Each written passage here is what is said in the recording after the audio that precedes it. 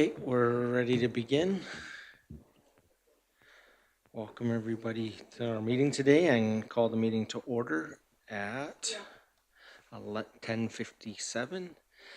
And I would ask Trustee Charchin to share our land acknowledgement, please. Okay, good morning.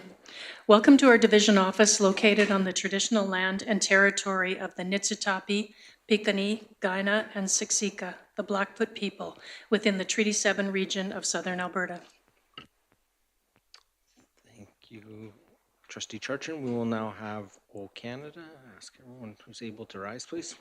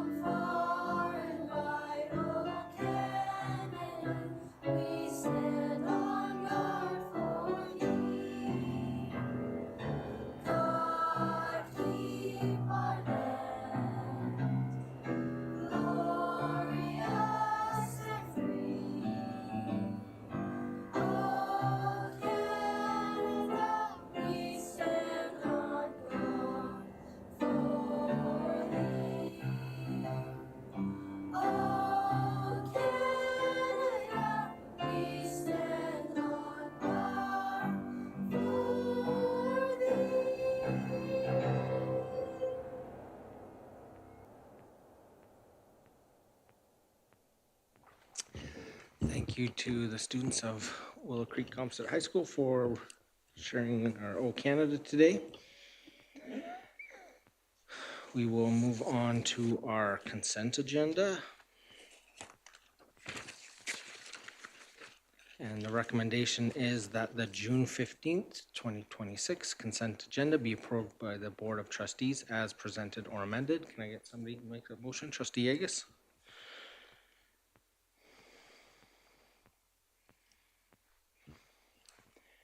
Any discussion?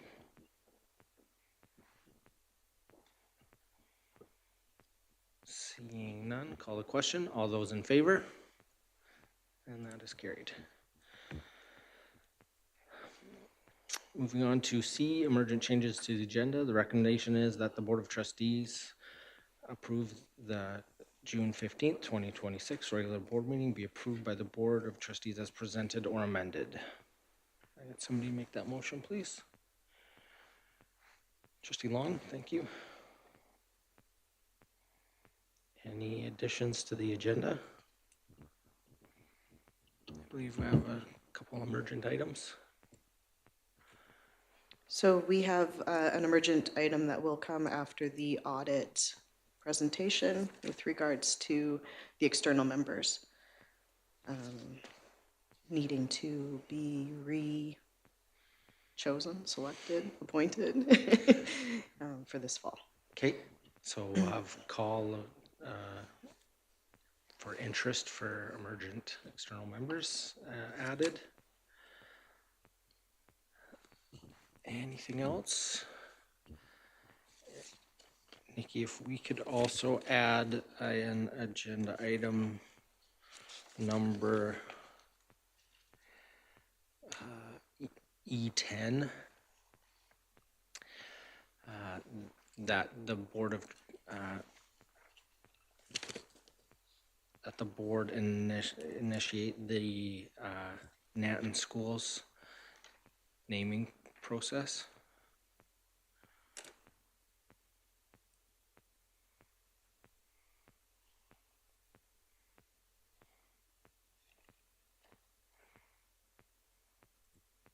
Thank you.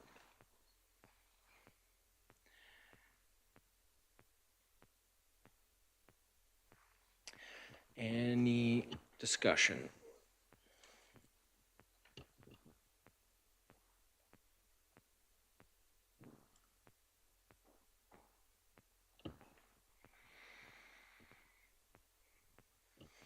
Seeing none, call the question. All those in favor?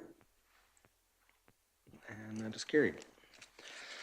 Declaration of conflict of interest. Recommendation is that the Board of Trustees declare if they have any conflicts of interest relating to agenda items for the June 15th, 2026 board meetings, and if so, should declare them.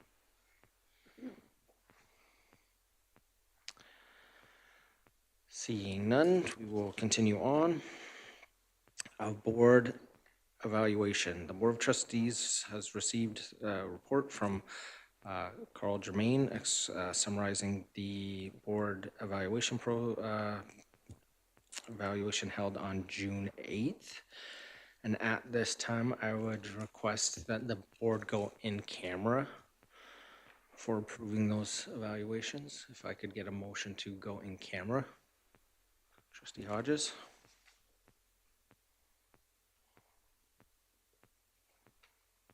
All those in favor? Carried. Thank you.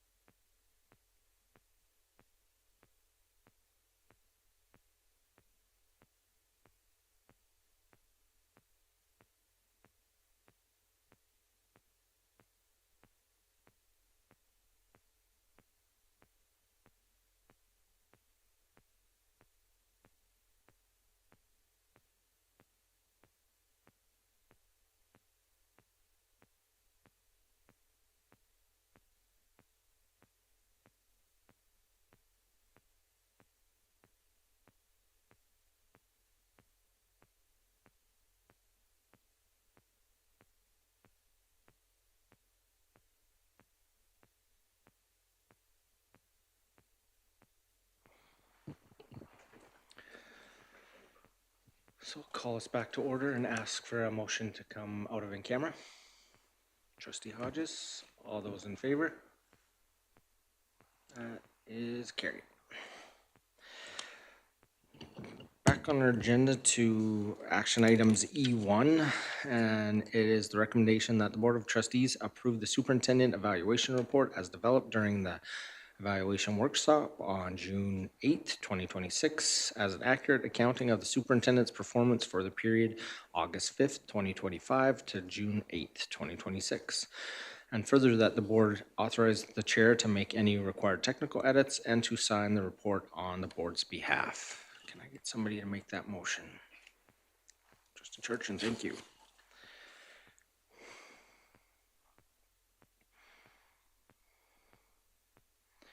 And now you get the opportunity to speak to that first. Trustee Churchin, if you'd like.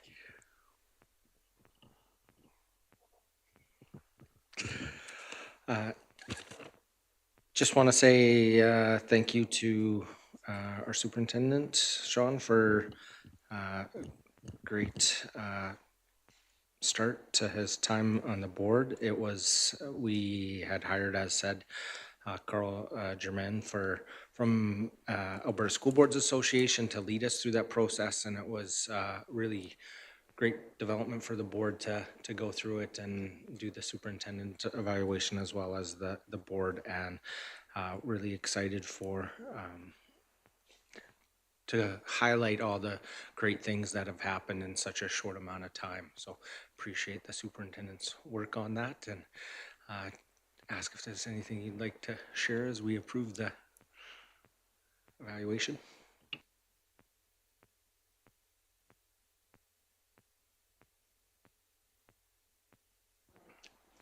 There we go.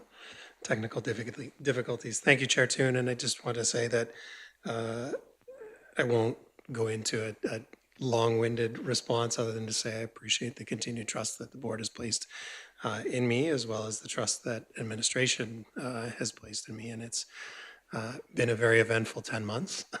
It is hard to believe that we have had 10 months already in the school year, but I look very forward to the next steps and our continued work together and the ed plan that we'll talk about later in this meeting and the goals that we've set for the division as we move forward. So thank you very much to all of you. I appreciate it. Thank you for that. Any discussion? Yeah, for sure. Thank you.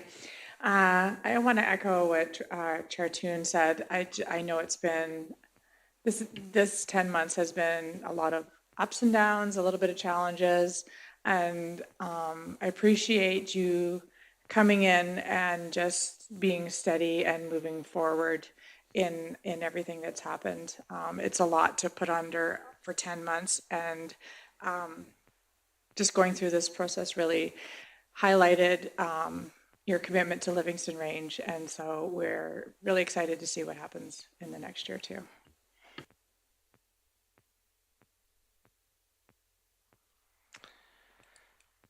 Any further discussion? Seeing none, we'll call the question. All those in favor? That is carried. Thank you. Moving on to our second part of E1, and the recommendation is that the Board of Trustees approve the board self-evaluation report as developed at the facilitated workshop on June 8th, 2026, and that the board chair be authorized to monitor the priorities and suggestions agreed to and bring items forward for board consideration as deemed appropriate. Trustee Yegas, prepared to make the motion. Would you like to speak to that? This isn't how this works.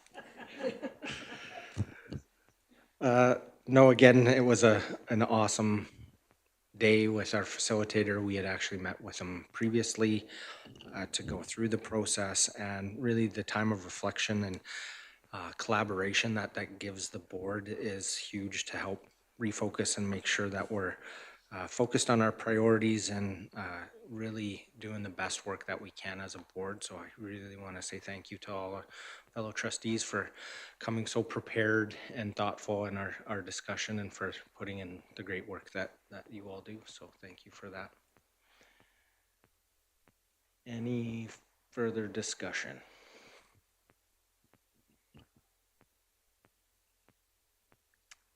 Seeing none, we will call the question. All those in favor? And that is carried.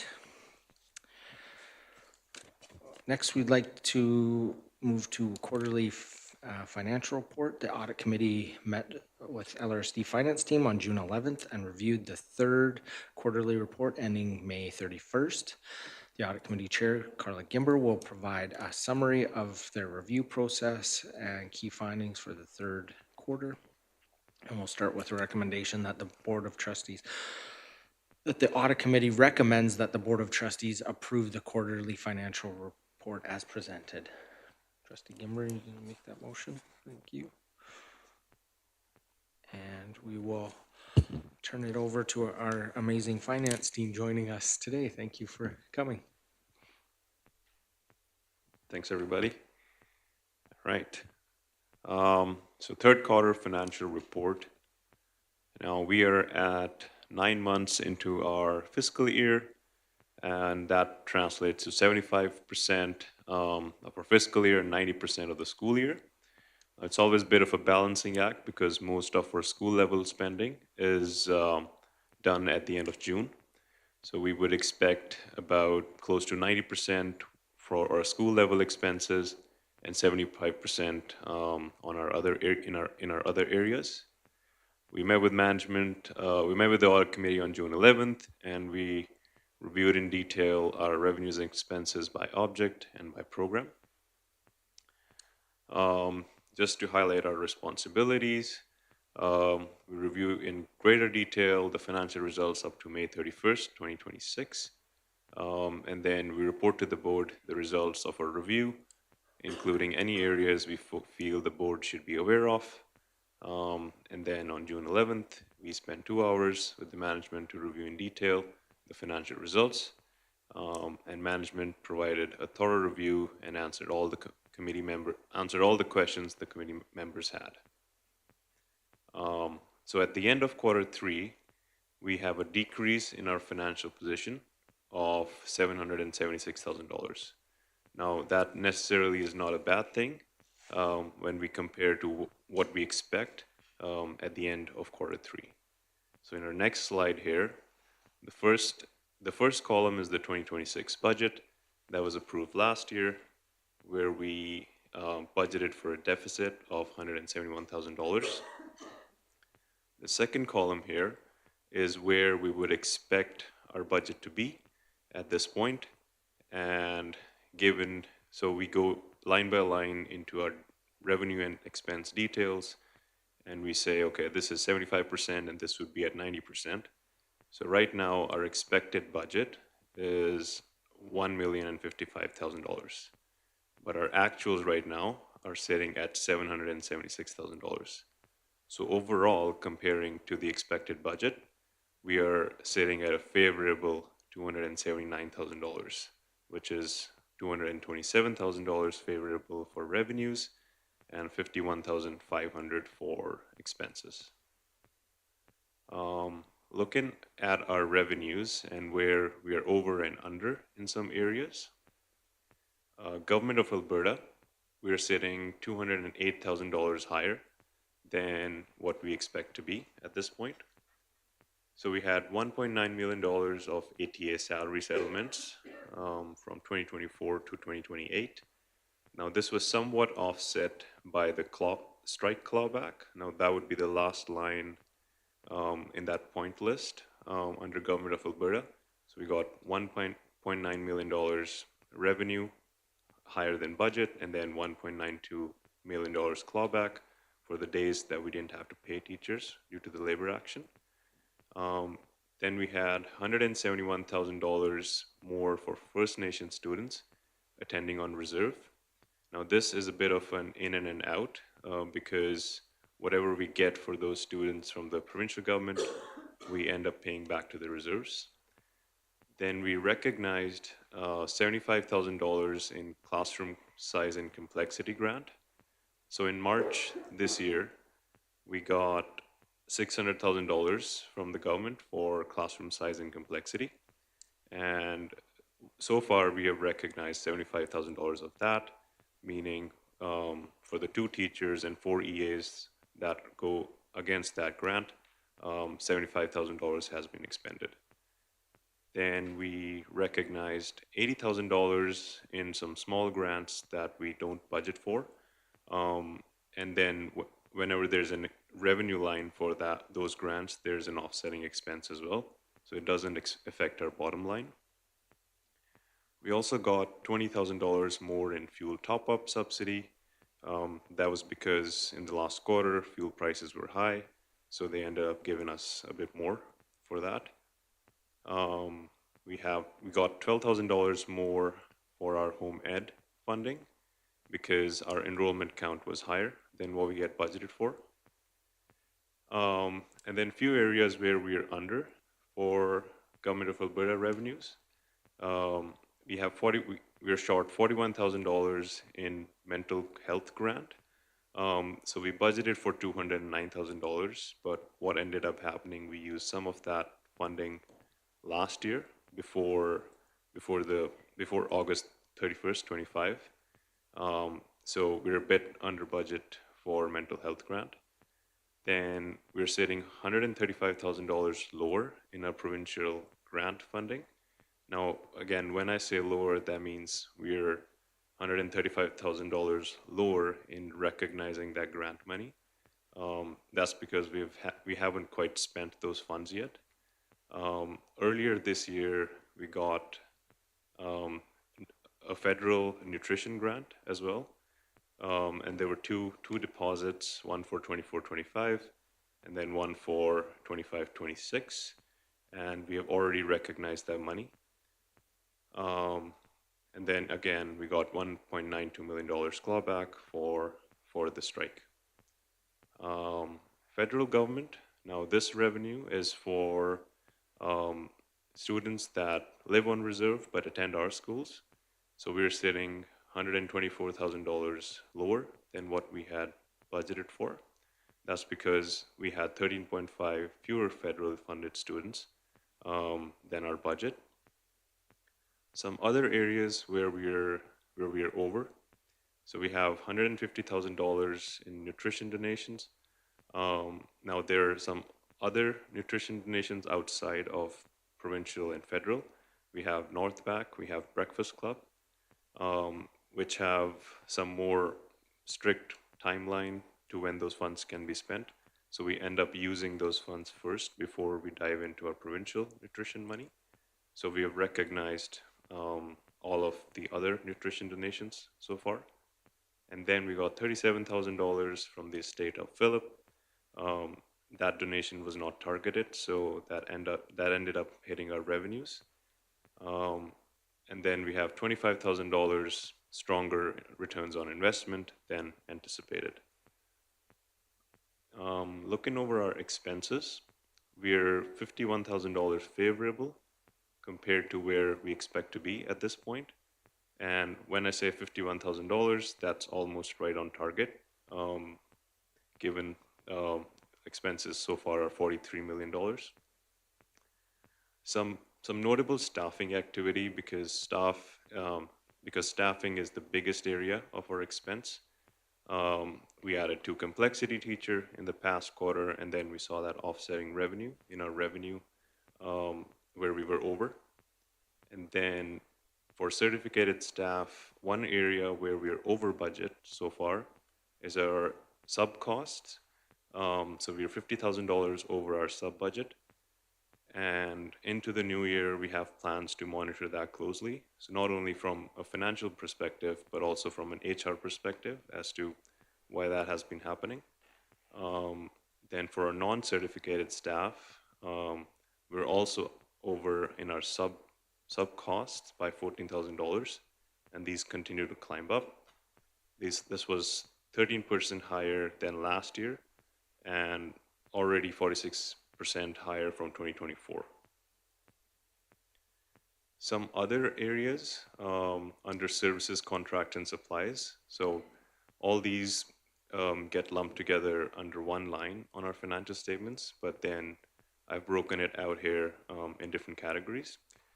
So given where we are with our school year and fiscal year, we would expect this to be in between 75% to 90%. So overall, we're sitting 77.4%, which I think is really healthy. Um, a few areas where we're under over here is PD and training. The big reason for that is the divisional day that did not end up happening. So that's a big one in PD and training. Also, a few PD happen over the summer, um, especially for board and system admin. So that expense hasn't hit our books yet. Um, repairs and rentals, I think, is at 53.4%, which is because most of our repairs happen over the summer months. So that expense is yet to occur. Then we have insurance sitting at 70.4%. The big reason for that is we don't have our rates until after the budget is prepared. So we don't get the rates until October. So that's why we budgeted a bit higher for insurance. Yeah, fuel and tires are at 79%, and that's because fuel prices were high in the last quarter, and we saw that being offset by the fuel subsidy. But overall, 77% I think is quite healthy. A small snapshot on where our reserves would be sitting at the end of the year. So we started with $1.6 million, and we budgeted for a $170,000 deficit. So given so now we're forecasting the deficit at the end of August would be close to $300,000. Now the big reason for that is the drop in our enrollment from what we forecasted to our actuals. If we did have the same number of students that we forecasted for, we would actually be sitting at a surplus of $130,000. But because from that drop in enrollment, our funding would be held back by $430,000, and that's the reason we're going to be seeing a deficit at the end of the year. So right now, our reserves as a percentage of expenses, if we given things go the way they are going right now, and we have a $300,000 deficit, we would be sitting at 2.27% as a percentage of our expenses. So the provincial guideline for that is 1%, but our internal guideline of what we think is more reasonable is 2%. So we're still a bit higher than that at 2.27%. And just to wrap things up and to look at how each of those areas look right now, of each of our program areas. So for instruction, we are at a deficit of $807,000. So compared to last year, at the end of quarter 3, that was $657,000. Maintenance, we're doing slightly better compared to last year, quarter 3. So we're at $153,000 compared to $290,000 last year. Transportation is very identical compared to last year, $27,000 compared to $28,000. Board and system admin, we're sitting at $156,000 surplus compared to a deficit of $16,000 last year. Now the big one over there is we're allocating more interest income to board and system admin right now. So that $156,000 is actually offsetting deficit in other areas, like instruction and maintenance. So that is a good thing. Now this is as of May 31st, so forecasted to August 31st, we still expect to have a surplus in board and system admin that would offset instruction and maintenance. Some additional points that came when we met with the audit committee. is, and I did talk about these um, briefly when I was going through the slides. So we're anticipating a larger deficit in the current year, mainly due to enrollment being lower than projected. So we projected for 3588, but our actual enrollment was 3530. That is down by 58 students. Sub costs are trending up due to rate increases, but also because of higher volume of absences, and we will be looking into this much closer in the new year. NMAX wind power project will end in December 2026, and LRSD will move to Bull Creek wind power project. So we would expect our electrical costs to increase slightly. Both public members who have been on since the inception of the audit committee have provided their notice, and this will be their last year. New nutritional funding, 24-25. So this was the federal government revenue that I had talked about before. So we got about $300,000 from federal government that we have already used up, and the system admin surplus. So the surplus I had talked about in the previous slide of $156,000 is expected to be lower because of more expenses that's going to hit until August, but it would still be a surplus we forecast, and it would offset the overall instruction and maintenance deficits. And that's all from me, but I'm happy to take any questions at this point. Thank you. Thank you for the presentation. Trustee Gimber? I was just going to thank him for the presentation. Yeah, you know what? I did have a question about. My computer just went blank on me. So you did a really great job of highlighting what the seasonal fluctuations are and why there's 10 months over 12 months, that kind of thing. And so that last slide especially did present like a pressures, and I'm just wondering if you can speak at the top of your mind, if you can signal what would be an emerging pressure that we should be aware of that may have been identified in this third quarter. So right now, I think we need to be more proactive into looking at our forecast on a month-to-month basis, which right now we were looking quarterly. So like until and unless I start to do that, I wouldn't really catch that. And I've only been here a few months, so I wouldn't really understand the pressures, but I'm hoping to catch that pretty soon.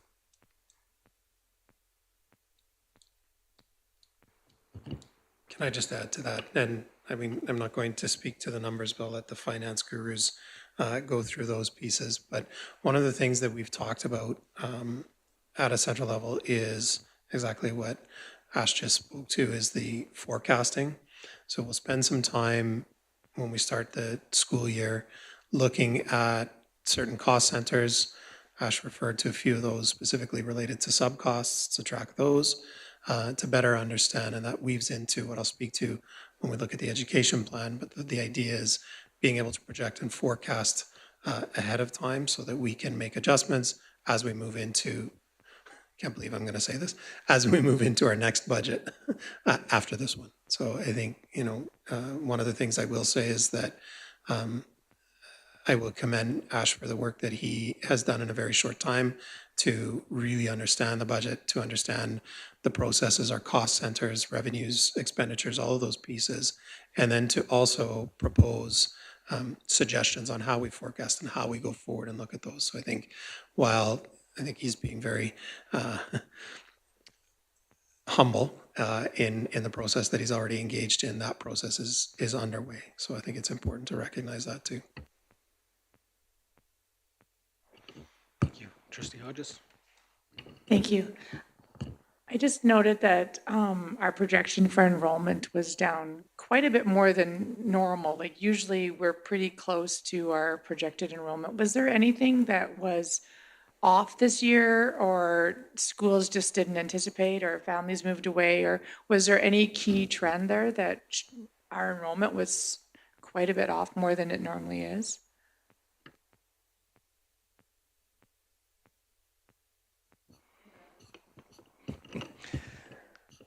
As far as, excuse me, as far as enrollment goes, this was just one of those years where, um, the number of students that they anticipated coming from different areas just didn't show up. So we do have a trend. Our ECS is much lower than it has been in the previous years. It was higher than last year, but we still would have budgeted, based on the last few years, and it was lower. We do have a trend where we have First Nation students attending from on-reserve, attending our schools is lower as well. And for the most part, high school was very similar to what it was. It was the grades ECS to lower elementary. So it's something we have to monitor because obviously the higher grades will leave and they're higher enrollment. And if fewer kids come in at the lower end, then we'll continue to see that decline. Whereas historically, we were in a decline and we actually leveled out and were consistent for quite a while. But yeah, so I guess that's what I would say with regards to an enrollment.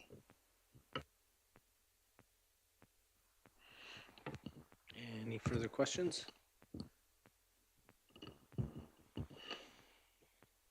Again, thank you to our finance team and Ash for bringing forward this report and our audit committee for, as always, doing the work. I just want to publicly thank our two public members, Martha Radcliffe and Marilyn Welsh, for their amazing service that they've been with us for years, as was highlighted, and their experience and knowledge are going to be missed, but appreciate their willingness to serve our division and play that key critical role that they did on our audit committee. So as we see that there's no other discussion, we will call the question and ask for all those in favor.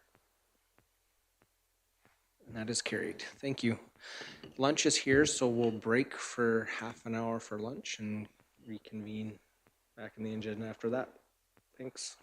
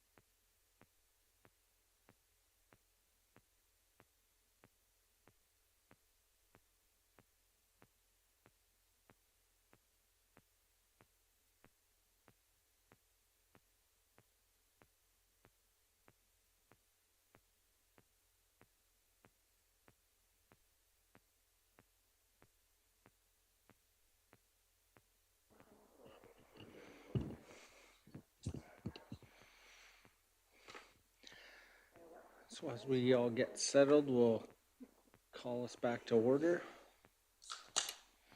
at 12:43. And we get to go, Nikki. Perfect. We will move on in our agenda to emergent item E2A, recruitment of external audit committee members. The audit committee currently includes 2 external members who have provided valuable independent oversight and expertise to the board. Both external members have recently indicated their intention to resign from their positions. Their contribution has strengthened the division's audit process, and the board extends its appreciation for their service. To ensure continuity of the external oversight and maximum compliance with the audit committee structure, the board must initiate recruitment for 2 external members. To support staggered terms and preserve committee stability, 1 position be appointed for a 1-year term and the second for a 2-year beginning in 2027. Both positions will transition to 2-year terms. Scroll up, please, Nikki. Motion that the Board of Trustees direct administration to advertise for 2 external members to serve on the audit committee, with 1 appointment to a 1-year term and a second to a 2-year term. And that beginning in 2026, both committee members, external member positions be appointed to a 2-year term. And further, the board formally thank the outgoing external members for their service and contribution to the audit committee. Can I get somebody to make the motion, please? Jim? Trustee Burdette makes the motion, and I will open the floor for discussion.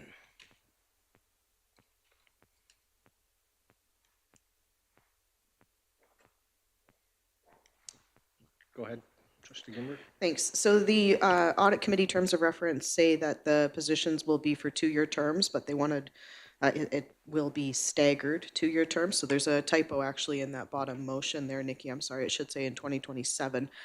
They'll end up being 2-year terms. So the idea behind putting the 1-year term first is to just get them onto that staggered rotation. And then this is just formalizing the process to recruit 2 new people.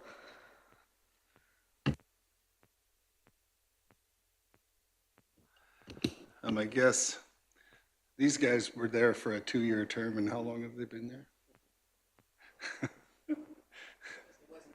Oh, wasn't it? That's what I understood when they came, but it's been a long time. But I mean, it'll be a little more arduous to rotate people through on a 2-year term. But,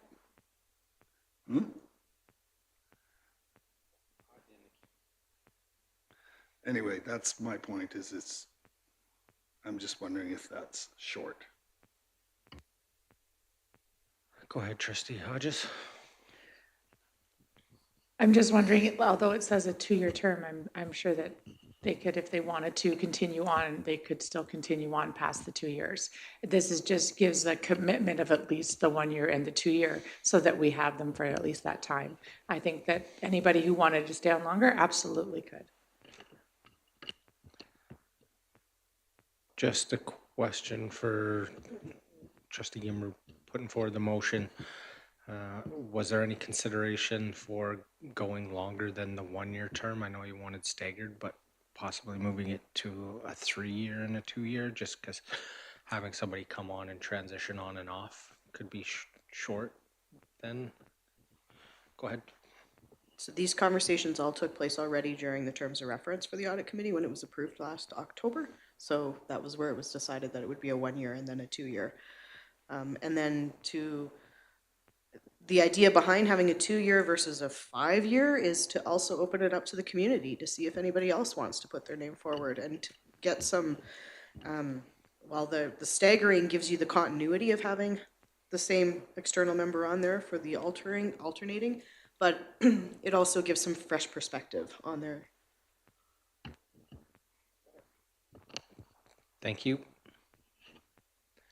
Any further discussion? Just clarification with regards to what 2027 is referencing. Do you mean like the 2026-27 school year? And so that it follows a school year pattern versus a calendar year? So that was also some discussion that took place, was that it should run with, the beginning of September is kind of the start of the term, just so that it falls in line with the quarterly reports that the audit committee has, yeah.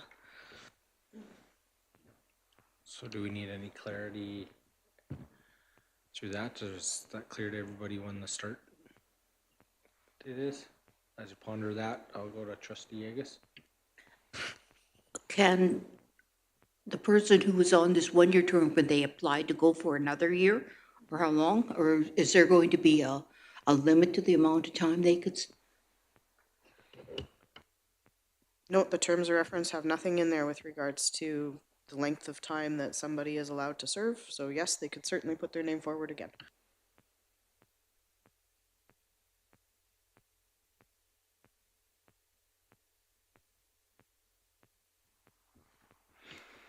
If we wanted to make the motion just a little clearer, we could amend it to do the 2026, 2027 school year so that it's just clear in the motion too. Yeah. So it'd be beginning in the 27, Sorry. 28 school Oh, year. yeah, sorry, yes. Yeah, sorry, that's what I meant, 27. Yeah, thank you.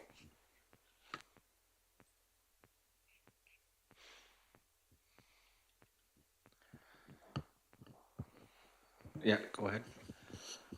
If we're going to advertise, we won't have any external members for the 26-27 school year. So I think you would have to put 26-27 school year, starting September 2026. No, I think the reference, Ms. Prairie, is to the when it switches to 2-year terms after that. So if it renewed. Okay. That makes sense.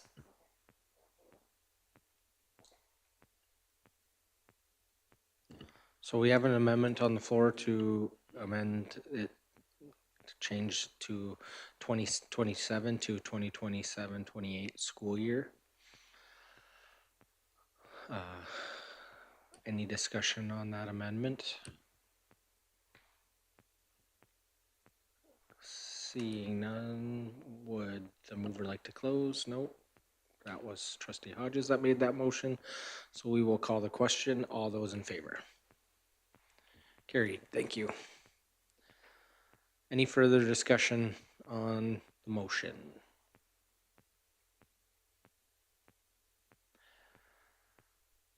Before I close, just want to thank the audit committee for their work and for our outgoing public members. Again, one of the things that we really need to be aware of with trustees is that community awareness of this is really critical to get the word out, to try and pound the pavement to get people to submit their names. We've never had more names than the seats, and so we need to make sure that we get people in our communities coming out. We really really appreciate the support this gives to our audit committee. And it is a legislative requirement that we have these positions. Would mover trustee Burdette like to close? I just echo what Brad just said. We need to have them there and they're very valuable. So, and I think, yes, we need to advertise and get them back here right away. Thank you, trustee Burdette. We will now call the question and ask for all those in favor. That is carried. Thank you. We'll continue on in our agenda to E3 budget report. We have a recommendation that the Board of Trustees, that the 2027, 2026, 2027, I apologize, budget for the Livingstone School Division be approved by the Board of Trustees for submission to Alberta Education. Can I get somebody to make the motion, please? Trustee Hodges? Would you like to speak to that before we turn it over to Mr. Prairie for his presentation? I would like to just turn it over to Mr. Perry as he has all the knowledge. Perfect, thank you. Wow. No pressure. I'm not sure I have all that knowledge, but I will share with you the proposed budget report. In your agenda package, you received the Alberta Education Budget Report template that was completed by our team. And after many hours of discussion and many hours of number crunching, and we have come to bring this report to you. The presentation that I'm going to provide is going to be PowerPoint presentation. It refers to the template, so all the information in this presentation will be taken from what was in the template and what was presented in your agenda package. So I guess I do have the power because I have the clicker. So we always start our budget conversations with non-financial information. I think it's really important to understand what the goals and priorities are of the board in order to ensure that we maximize the resources in those areas. There are some fixed costs that we have to take into consideration when we're operating a school division, and so those obviously also have to come off the top. But with the dollars that we have available and that we have the ability to put where they can be best utilized, we take into consideration non-financial information. So I just put in this presentation the priorities that this board has put forward. And so academic excellence, focus on strong foundations in literacy and numeracy, which includes, over the next little while, development of a literacy and numeracy framework. We also take into consideration the sense of belonging, creating a safe and welcoming and respectful school where students belong and are supported in mental health and wellness. Part of this budget, you'll see that we've maintained many resources, even though sometimes the area that funding that we receive for those areas is not to the extent that we expend. And so we maintain positions that typically come out of instructional dollars for mental health and wellness, because we know that those are crucial in ensuring the wellness of students in our schools. This will also include the development of equitable pathways to high school completion for Indigenous learners and overcoming barriers to parent engagement, and maintaining the same level of family school liaison support, maximizing in classroom learning supports as well. So, another priority of this division is the cultural of innovation, preparing students for the future through innovative programs and real-world learning paths connected to trades, post-secondary and workforce, and increasing awareness of and participation in off-campus and career programming as well. And there's an initiative to ensure that all grade 11 and 12 students participate in a transition planning meeting with our career practitioners, so kind of directing some of the work that's done within the jurisdiction. From a financial perspective, we have the responsibility to balance the budget as well. We've talked in the past about, and Ash talked in his presentation prior to this, about the level of operating reserves that we maintain to ensure that we're in good financial position. We as LRSD finance team believe 2% is the low level of that versus the 1% that Alberta Education mandates. And so being above that 2% is crucial for us, and so we've looked at this budget to ensure we're above. And where we have the ability to even improve that position, we would, but not at the sacrifice of today's students and using today's dollars. So I keep wanting to say next slide, Nikki, but then I realize I have the clicker in my hand. Okay, so just a little quick executive summary as to this budget report. It is containing a planned deficit of $999,999. It's just how it worked out.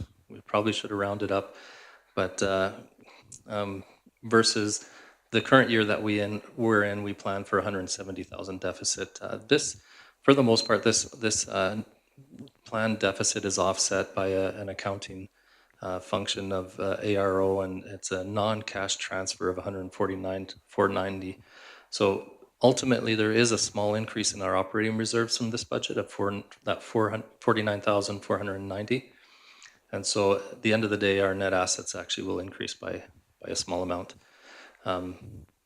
This will result in a balance of 2.44% of expenditures. Ash showed you that right now we currently are a little bit lower than that. This will increase us to that amount. And it provides, that 0.44% provides us in a contingency of 270,000 to deal with things and not go below that 2%. This budget has been a challenging budget. There's a few things that go into that. Declining enrollment. So we'll get into the numbers, so I won't go through it. This is kind of an executive summary, but declining enrollment was a challenge for us, as we know that enrollment drives our funding. Staffing settlements with market adjustments. So the staffing settlements were higher than what they've been in other years. And as such, Alberta Education has provided additional funding for some of those settlements. And then some increases to the base funding to adjust for the other settlements in some cases. The increases to support staff settlements is much higher than what the increase to the base grants that we're receiving, or the learning support grants that we're receiving. So that's where it gets a little more challenging. And then of course, we all, are living with inflation, cost escalations in services, contracts, and supplies, and we're no different. So we have to take all that into consideration as well. So starting with enrollment, when we look at this year's budget, and when we compare to the previous year's budget, because that's what this budget template does, you have to take into consideration that, like in the previous presentation, we identified that in the current year, we're down additional students. And so going into 2026-27, we anticipate being down more students. So it's really a drop of about 115 students in total that we're down over the last 2 years. And because we over budgeted in the previous year, it looks like it's a much bigger drop. We would have had to make in-year decisions in the current year. But when you budget for the next year, you have to ensure that you can balance the budget. And so it appears as though some of these are larger adjustments, even though we would have made some decisions in 25-26. So when we look at it, I thought I'd give you the details as far as Alberta Education students. We're down over the 2 years about 41 ECS students, and that equates to 20.5 FTE. We're down about 59 grades 1 to 9, and down 6 grades 10 to 12. When we look at the First Nation students residing on reserve over the last 2 years, we're down about 37.5 students, ECS to grade 12. International has brought us up a little bit, so we increased by about 8 students over the 2-year time period. So that equates to 115 FTE students, which will kind of drive our conversation going forward here. Just for context, here's the increases that we received from the provincial government. So all base funding grants received 3% increase. And there's quite a few different grants within that. We're going to talk about small rural school. That's included in that.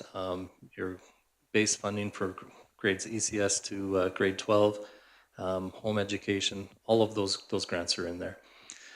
Program unit funding is an ECS program. It's for students, and it starts from age 3 all the way up to age 6. It receives a 6% increase. English as an additional language has received a 6% increase. Learning supports, a few of the other learning support grants were 3%. Maintenance was 5%. Transportation 3%. School technology SuperNet was 3%, recognizing the increase in the requirement to have the SuperNet and the charges there. No change was, we have a couple larger grants that no changes were received, so socioeconomic and geographic. And then our system administration grant received a reduction of 5%. And I think those are the changes for Alberta education funding. And they really have an impact on our First Nation funding as well, or our federal funding, because at this point we use Alberta education funding to calculate what our tuition rate will be for students from reserve attending our schools. Other changes to Alberta education funding. So infrastructure maintenance renewal, which we've talked about in the past, but if you're listening online, it's a fund that has typically been used to do some of those larger projects to maintain our facilities. That grant has been moved to the maintenance budget. And so I don't know all the details around the movement, but there was a lot of rules around the use of infrastructure maintenance renewals, and I think by moving it to the maintenance grants, school divisions have more flexibility as to how they can use those dollars. And now school divisions have to determine how much of that funding will they put towards some of these projects that were formerly referred to as IMR projects. And so it's now an internal decision as far as that goes. There's a report that came to the board every year with regards to IMR. I'm not sure if that continues or whether it's just part of our annual budget now. As such, we've taken in this budget to dedicate some funding towards IMR, recognizing that even though you move the funding to from one area to another, it doesn't change the need for that funding. So. Special transportation grant increase, provincially there's $10 million. We're unsure of what that means to us, so we have not budgeted any dollars in here for special transportation because we don't necessarily know exactly what that portion of it will be for us. More information will come. During the 25-26 year, we heard from our Director of Finance that federal nutrition funding was added, and so that's part of this budget as well. The funding we received for teacher settlements from Alberta Education were for the following years, 24-25, 25-26, and 26-27, as well as a unified grid. So as part of the settlement, not all divisions, but the majority of the divisions were unified with the Grand Prairie Public. I'm going blank as far as their grid as far as how teachers were paid. And so although there was a 3% increase for teachers in this year, our teachers actually received more than that because the grid was higher than what we were in the past. So it ranges depending on where you were in the grid and what level of, like whether you were higher up on the grid or lower in the grid. For our teachers, if you were not at the top of the grid, you would have received a higher percentage increase than being at the top of the grid. Okay, additional changes to Alberta Education. Here's one that was really challenging for us that made it difficult, and we've talked about this in the past, rural small schools. Although this grant received an increase of 3%, we have 4 schools that currently qualify for rural small schools. And the way this is funded is that depending on the number of students you have, you fit into a threshold or a category. And depending if you move up 1 or 2 students, you could be in a higher category. If you move down 1 or 2 students, on average, you could be in a lower category. And this grant actually funds schools at a higher level per student than what just the base grant would give a school. And so in our scenario, we have a couple schools that are actually moving out by 1 or 2 students, moving down into a category which has an impact on us, and it can be a significant impact. So if we just go through the example here, moving from 75 or greater number of students to under 75 is a reduction of 140,000. Moving from 135 or greater number of students to under 135 is a reduction of 65,000. In total, those two changes make for a reduction of almost $214,000. That's the example that we're facing in the current year, and that has been taken into account in this budget.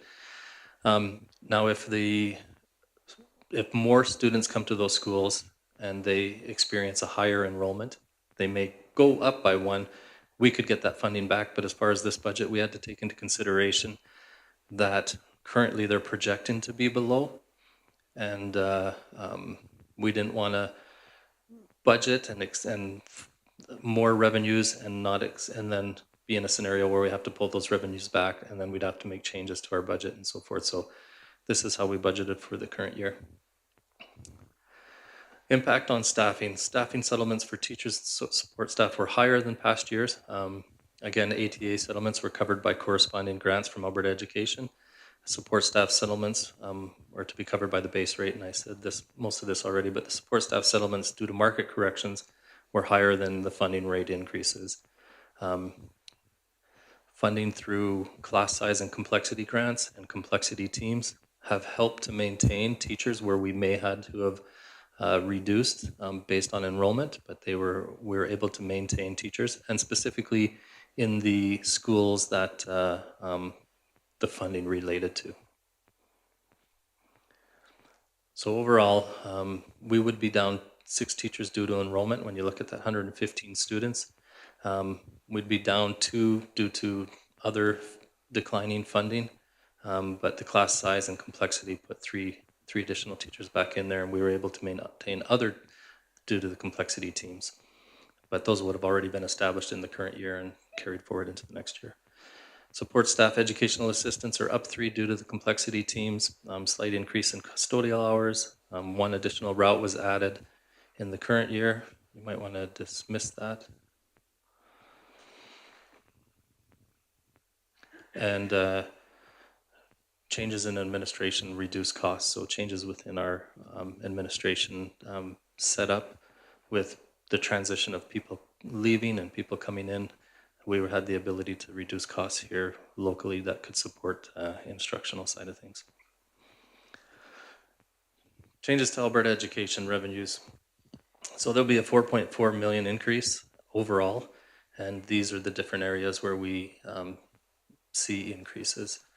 1.9 ATA settlement, 475 RMR to maintenance, 433 complexity teams, 405 class size and complexity, 345,000 for supported capital revenues. That's the amortization. So as we have newer schools or even our Peaks campus, as the funding that we receive from the provincial government is used to increase or enhance those capital assets, we have higher amortization. So we recognize the revenue at the same time as the expense. So it's an in and an out, but it increases our revenue by that amount. Transportation, 212,000. Nutrition, the federal component of nutrition. Students attending on reserve. We had more students attending from within our communities onto reserve, and so the funding follows them as well. Learning disruption, curriculum implementation, so those are other grants that we have budgeted this year that we previously have not. And again, the teacher retirement fund is an in and out because the government pays it, but we have to record it. It's an increase of 112,000. And there's your decrease of system administration. Changes to federal funding. We anticipate being down 23 students in the current year. And the rate will increase based on our Alberta education revenue going up. So, but overall we'll be down about 226,000. We'll be up 46,000 for fees, and for the most part this is school level fees for extracurricular and other activities. Sales and services, we have an increase in school sales, cafeteria sales, and the international program have resulted in higher sales and services. And investment we anticipate to go down a little bit because of the interest rates trending down slightly. So, by the way, if you have any questions as I'm going through this, I'm just going forward, feel free to interrupt me. Expenditure review, certificated salaries is an increase of 1.8 million.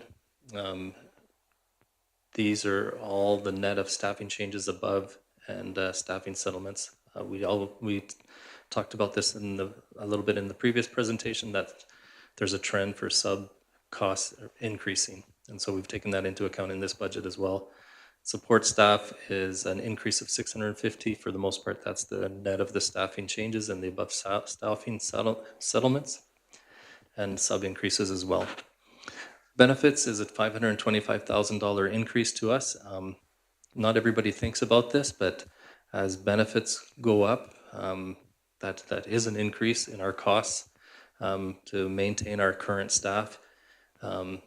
ATRF is a big part of that, so 112,000. Again, that's an in and an out. That's the expense from the corresponding revenue that I talked about just previously. But support staff pension goes up, so that's an additional cost to us. ACBP increases were 8.8% for health, 5.2% for dental, and 0.5% for vision. That's what and we've talked in the past that we are actually in a discount position for our ACBP benefits, which is actually really good. And so that supports this budget as well to some extent. CPP increasing is 4.87%. So these are just all things that play into that $525,000 increase. Service contract supplies amortization is an increase of $973,000 from the previous budget. 172,000 of that is, again, those First Nation students that are living off reserve and attending on reserve. We identify those students to Alberta Education, and they provide us the funding, and then we transfer that funding to the First Nation reserves. School generated funds, we've just made a correction, not a correction, but a adjustment here to recognize what we see the trend being. So school generated funds that are equivalent to expenditures is a little bit of an increase. Learning disruption is to offset the revenue that we budgeted. FNMI expenditures for elders, land camps, there's going to be more of a focus on utilizing those resources for that area, and it's particularly with regards to one of the priorities that the board identified and that I went through earlier. New custodial contract. The new custodial contract actually is a slight increase of $27,000 in the current year, but then you see in supplies down below, we've taken on the custodial supplies ourselves in the previous contract. We had issues with the contractor supplying sufficient supplies, and so we have taken that on. We will provide the supplies, and they will provide the chemicals and cleaning supplies for their work. Additional supplies, curriculum implementation, which is offset by revenue, and $65,000 for fuel and transportation, recognizing that costs are up. IMR, we are going to utilize $277,000 from our deferred revenue. That's not foreign to what we've done. We have deferred revenue that has been received in the past. We'll utilize some of that to support IMR in the current year, or the upcoming year. And utilities, even though we talked about electrical going higher, we over budgeted in the prior year, so it's actually a $16,000 decrease, and we think we'll be fine with what we budgeted for that. Amortization. Amortization of $362,000 will increase. Again, Peaks Enhancement Project. So that project was a $6 million project for the enhancement out at Peaks. And as that's being completed in the current year, our amortization will be over a number of years, but it'll be significantly higher because of that. Our MIR and CMR, I've spoken too much already, I can't speak anymore. IMR and CMR, as we expend those in capital areas, we capitalize them, and so the IMR, the amortization increases. One of the challenges we have now and going forward is purchase of new buses. New buses are more expensive than old buses, so amortization is much higher. And so amortization is something that comes out as a non-cash expense every year. We recognize the revenue over the expense for those that we've used deferred income for.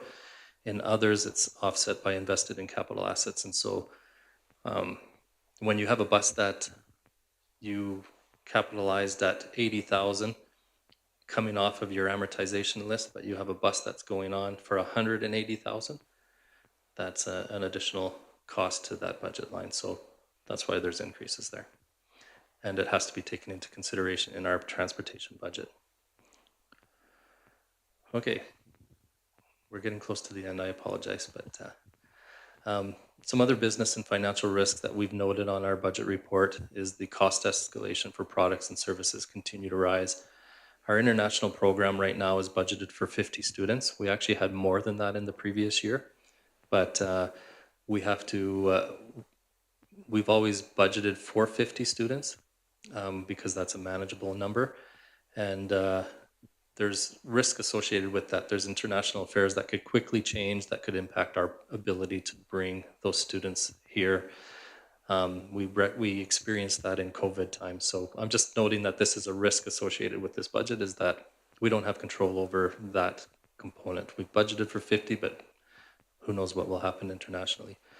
Enrollment, our projections are based on January projections. So when we were asked before with regards to, is it a year? Is it different than other years? We're making those projections in January, so sometimes it's challenging to identify whether there'll be more or less students, but we do our best. Our schools do their best. Actual could be different, so that's a risk associated with this budget. Maintenance budget is in a deficit position, offset by instructional funding. Some areas fluctuate based on factors out of our control. The amount of snow that falls, snow removal is, we budget for what we think it'll be. Could be higher or lower. Utilities could be higher or lower depending how cold it is. And again, cost increases. Bus costs continue to rise, making it very difficult to purchase and replace sufficient number of buses. We spoke to that. And system administration is actually reporting a $84,000 surplus in this year. And that will offset some of the deficit in instruction. You might ask why we have the ability to do that after we've made some changes. Within our department, staffing is a little bit different, and we've experienced savings from that. We also don't have an election in this year, so our election costs have not been reallocated other than a small amount. We'll take a small amount every year in order to be prepared for when we have another election. And so we don't have to have 1 year where we budget significantly more. We'll have some set up in reserves to be able to do that. So, okay, operating reserve impact. So at the end of 2025, we were at 2.78% of operating expenditures. That was a $1.6 million operating reserve. In the current year, we anticipate having a $300,000 deficit. That brings us down to about 2.36% of expenditures. We've been over this before. Allowable reserves are 6%. The impact of this budget that we've just put in forward is actually an increase of $49,000 to the operating reserve. Even though it's a deficit of almost $100,000, that's a 2.44% of budgeted expenditures, and that's where we anticipate that this budget will take us. Minimum operating reserve required is 618. Our 2% level is 1.2 million, is what we would hold in to be able to respond to emergent items and things of that nature. So that is what I have for you with regards to the budget. And so I'll just open it up for questions, Chair. Questions for Mr. Murray? Trustee Hodges? Thank you. You said we could interrupt you too late, and then you'd already passed the slide, so you get to hear me now. So just going back to that rural schools, and thank you for talking about that and how one student can really impact our smaller schools and losing a lot of funding.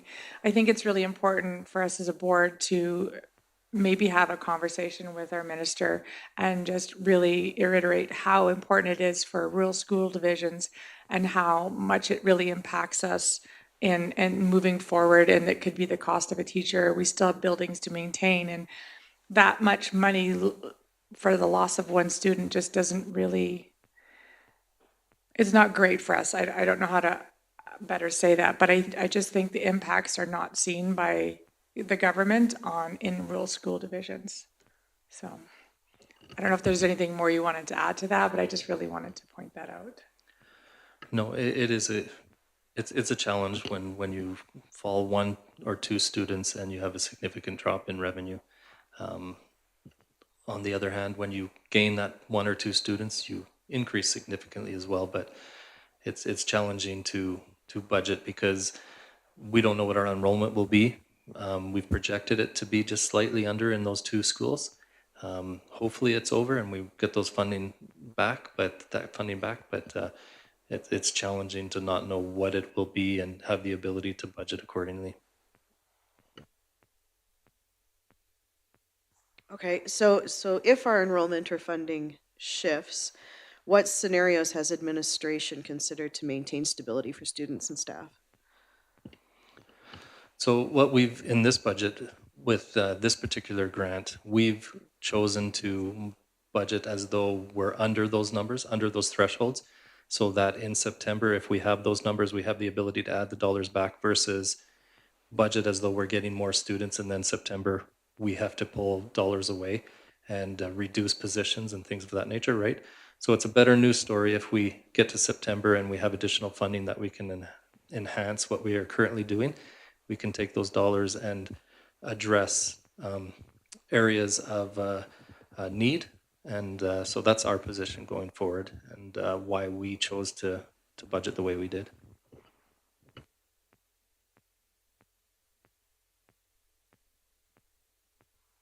Yeah, so international students, so we budget for 50. I think last year we had 60, right? 63. So did we hit, do we have enough placements to have 63 again? So that we're not losing over last year's real budget? So I had a meeting with our homestay coordinator last week to ask that very question.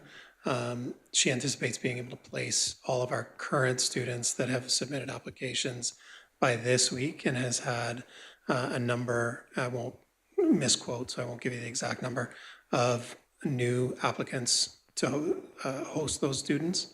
So there is an opportunity to continue to increase. When we looked at this, we did talk about going to the 63 threshold and budgeting that way. But as Mr. Perry said, I think that we need to be, I would prefer to be conservative as we go forward with that. I do think we will have placements to be able to hit that 63, and I've actually had a number of requests to take more students. So interest is increasing. We just need to keep up with the pace for those homestays. So more than there, like every other year we've had, the only thing that's limited what we could take has been our homestays. And that continues Right. to be the case, yeah. And so there are more waiting if we can find them? Yes, sir. Okay. That's what I wanted to know. Just a question with that. Typically, there is a cap that is put on the number that we take. It's not as many that we can take. This is how many that you can fit within the schools, community, and as well as, so there's a number that you won't just take as many as that can Correct. come. So I think, in a hypothetical scenario, if we had say 120 homestay placements or the availability of 120, that's not to say that we would accept 120 international students, although that is straight revenue for us. We also need to manage the situations in our schools, manage the capacity to provide education to those students and our local students as well. Trustee Hodges? Thank you. I just want to go back and talk about Peaks a little bit, the enhancement project. I just want, maybe can you explain, Jeff, how Peaks was funded, and that it wasn't, it's not part of our budget, but it is part of our budget, but how it was done in a partnership with the collegiate? Sure.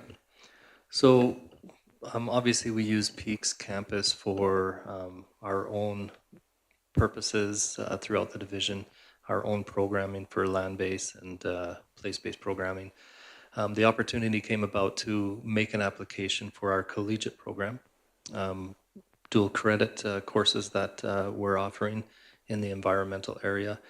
And so we were able to put forward an application for additional funds to enhance the current facility out there. You couldn't have new builds, but you could enhance the facilities that were currently existing. And so as part of the collegiate program, we were approved to receive funding to enhance the facilities and the grounds out there. And so that's the project that has been going on for just over a year now. It should come to completion here shortly, but the funding as we receive it will be deferred, and we will offset the expenditure of amortization over that time period. So it's an in and an out, and all the funding for that capital project has come from a collegiate application and not from our basic construction. Operating the facility is always your next concern because you can build it, right? And how do you continue to operate it? We have programming in place that actually provides us the ability to support that area. So our FACES program is a big part of the Livingstone Range School Division. It has been for many years. By providing the site for that organization to support or to provide the FACES programming, it also gives us the ability to have revenue left over to be able to pay for the operating expenditures of that site. So again, it doesn't come from base instruction. Yeah.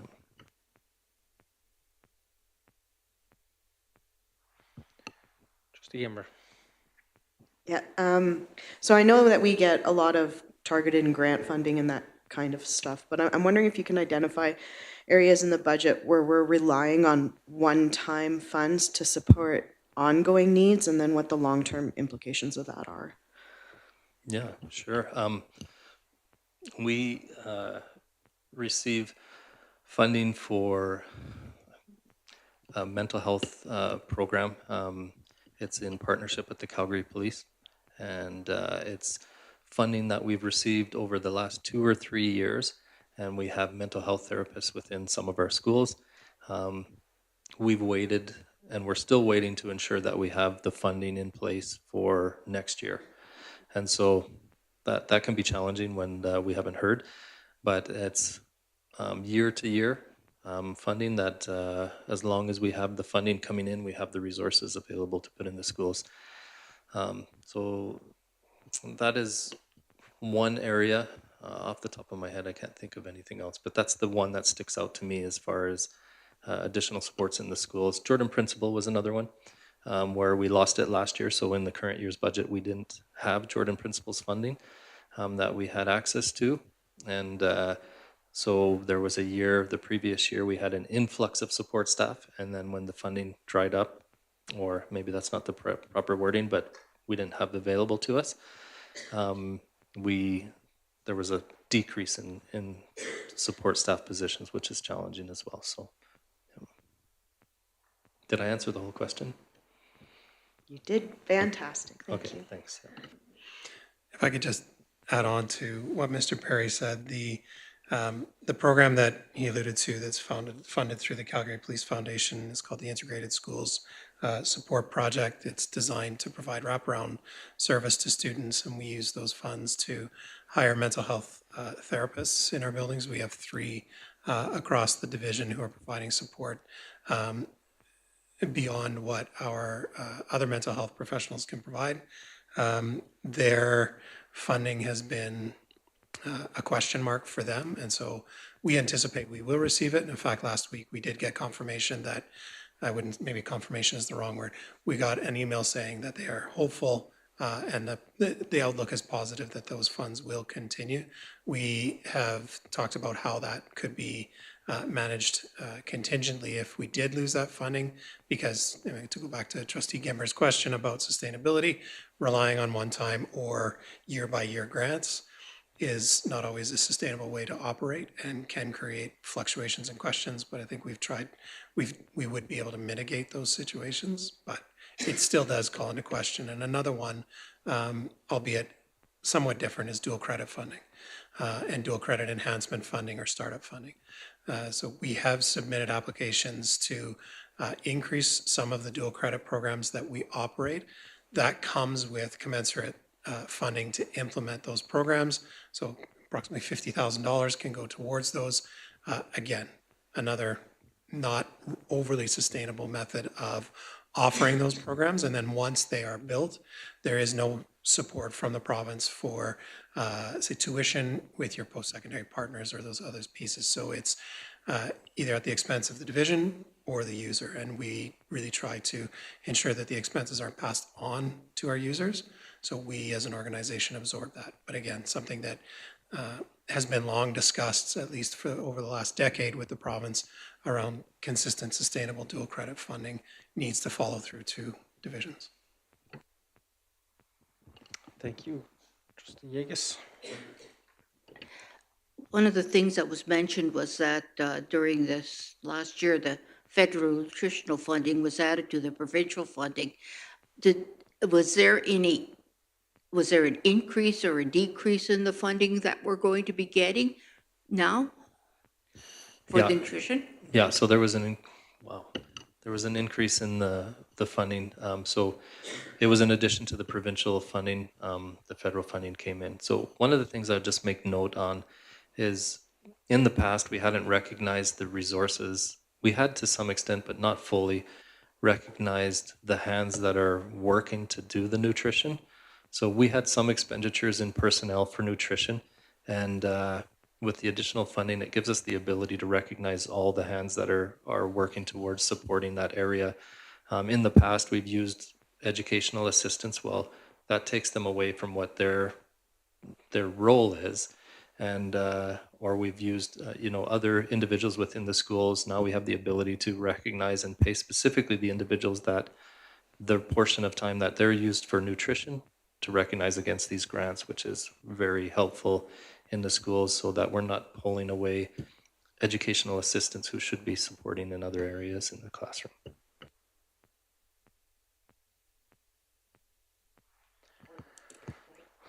Go ahead. One more, and then I'll leave you alone, I swear. Okay, so you have a fantastic slide on financial risks, but I'm just wondering if there's one maybe that you could identify that the board should be focusing on over the next 6 to 12 months, just keeping an eye on. What would you say? Or if there's more than one, that's fine too, but Ooh, that's a good question. I think we've talked a little bit about the focus on revenues, right? As far as the one-time revenues or the, but I think the area of learning support is significant. We pay more dollars into learning support than our funding profile would provide to us. So I know those dollars are flexible, but it just doesn't recognize the real cost that we have associated with learning support and the complexities.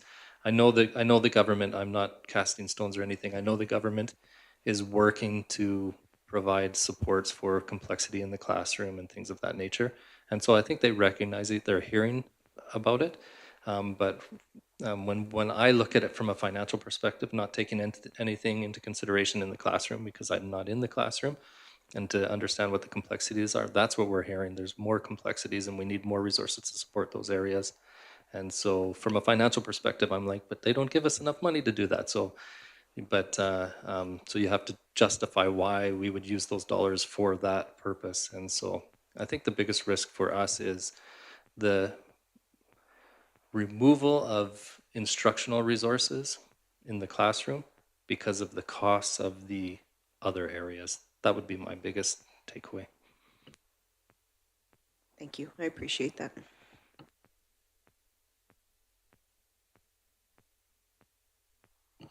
Just if there isn't anything further, I'll ask a question before putting it over to our mover to close. With the province announcing provincial-wide reduction in 5% on the board and system admin, what impact has that had on our overall budget, and kind of what decisions administration has made in reaction to that? So I'll start off, and then Mr. Perry can add on in the financial realm. A 5% reduction in system admin is I would argue, not unsubstantial amount, particularly for small boards. And I have been asked at various points, most recently last Monday, about the overall impact of a 5% reduction in our support, in our system admin support system admin staff budget. It results for smaller divisions in obviously smaller central offices where those involved wear multiple hats. When you look at a large metro board or even a medium-sized metro board where superintendents or deputies, associate superintendents, directors, what have you, are responsible for one area of the organization. In small organizations like ours, we're responsible for multiple areas of the organization. And I don't say that because I feel that it's inappropriate. In fact, I've, in my career in central offices, felt that wearing many hats positions me with a different experience than other people. That being said, the overall drain on the organization is significant. We here, as in schools, feel the pressures to ensure that we offer programs whereby our students are successful. We have, as a stated mission and vision, that we want to meet the needs of our students, every student, every day. To do so requires staff, and it requires dollars to provide for those staff. At a time where we're talking about reducing some of the supports at our schools because of a declining year-on-year enrollment, there are questions about how we support our schools at a central level. And I'd like it to be noted that our team focused very, very diligently on ensuring that we maximize the number of dollars going directly into the schools. That does come at a cost of our central office. We are down in the last 2 years an associate superintendent position, which means that that load still exists, but we have to spread that across our remaining staff. Furthermore, for the support side and all of the professionals like Ms. Litwin and others upstairs who support the work of the division, we have had to make some changes and amalgamate positions in order to reduce costs and again, thereby ensure the bulk of our funding is going into our schools to support our students. So in terms of stability and long-term stability, we, as Mr. Perry has said, worked to create a budget that reduced the overall deficit from last year. But we will look to see how we move forward with our ambitious education plan, how we meet our goals, and whether or not we need to look at the structure of our system admin support. So I'll let Mr. Perry add anything on the financial side too.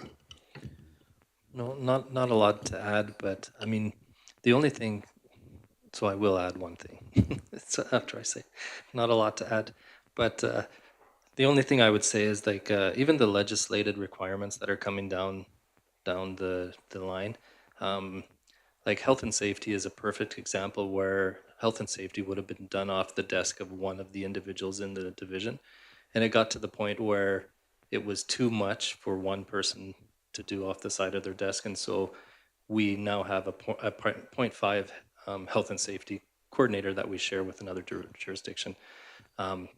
Huge in our ability to comply with the legislative requirements. Privacy is another example of everything that's going on with privacy. We get one request for access to information, and that can take one person days to complete. You know, and so we have the ability to charge fees and things for some information, others we don't.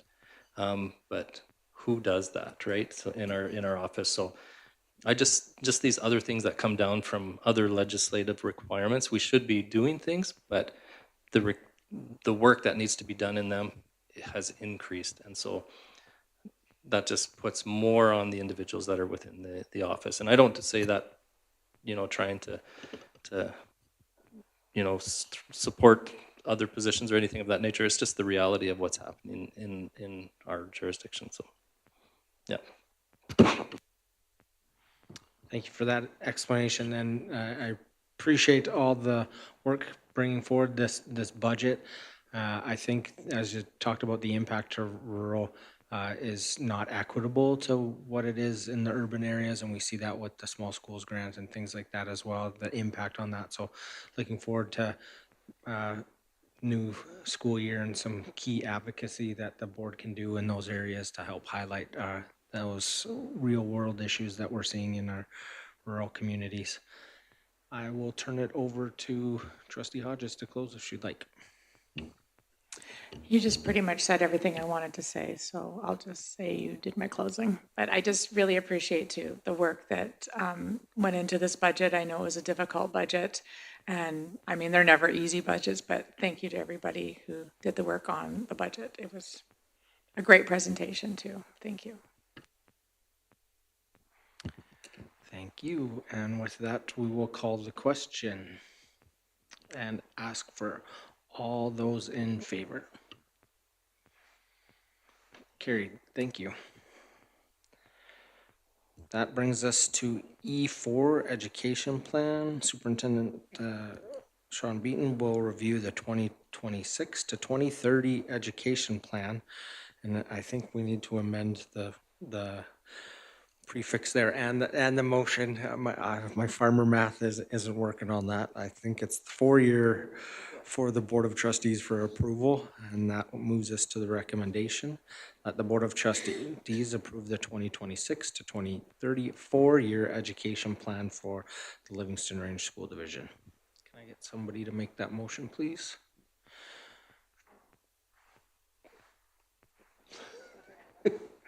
Trustee Hodges, apparently nobody else wants to raise their hand. And anything to say, Trustee Hodges, before we turn it over to Superintendent? Nope, I think I'll just turn it over to Mr. Beaton and he can lead us through it. Thank you, Trustee Hodges. Well,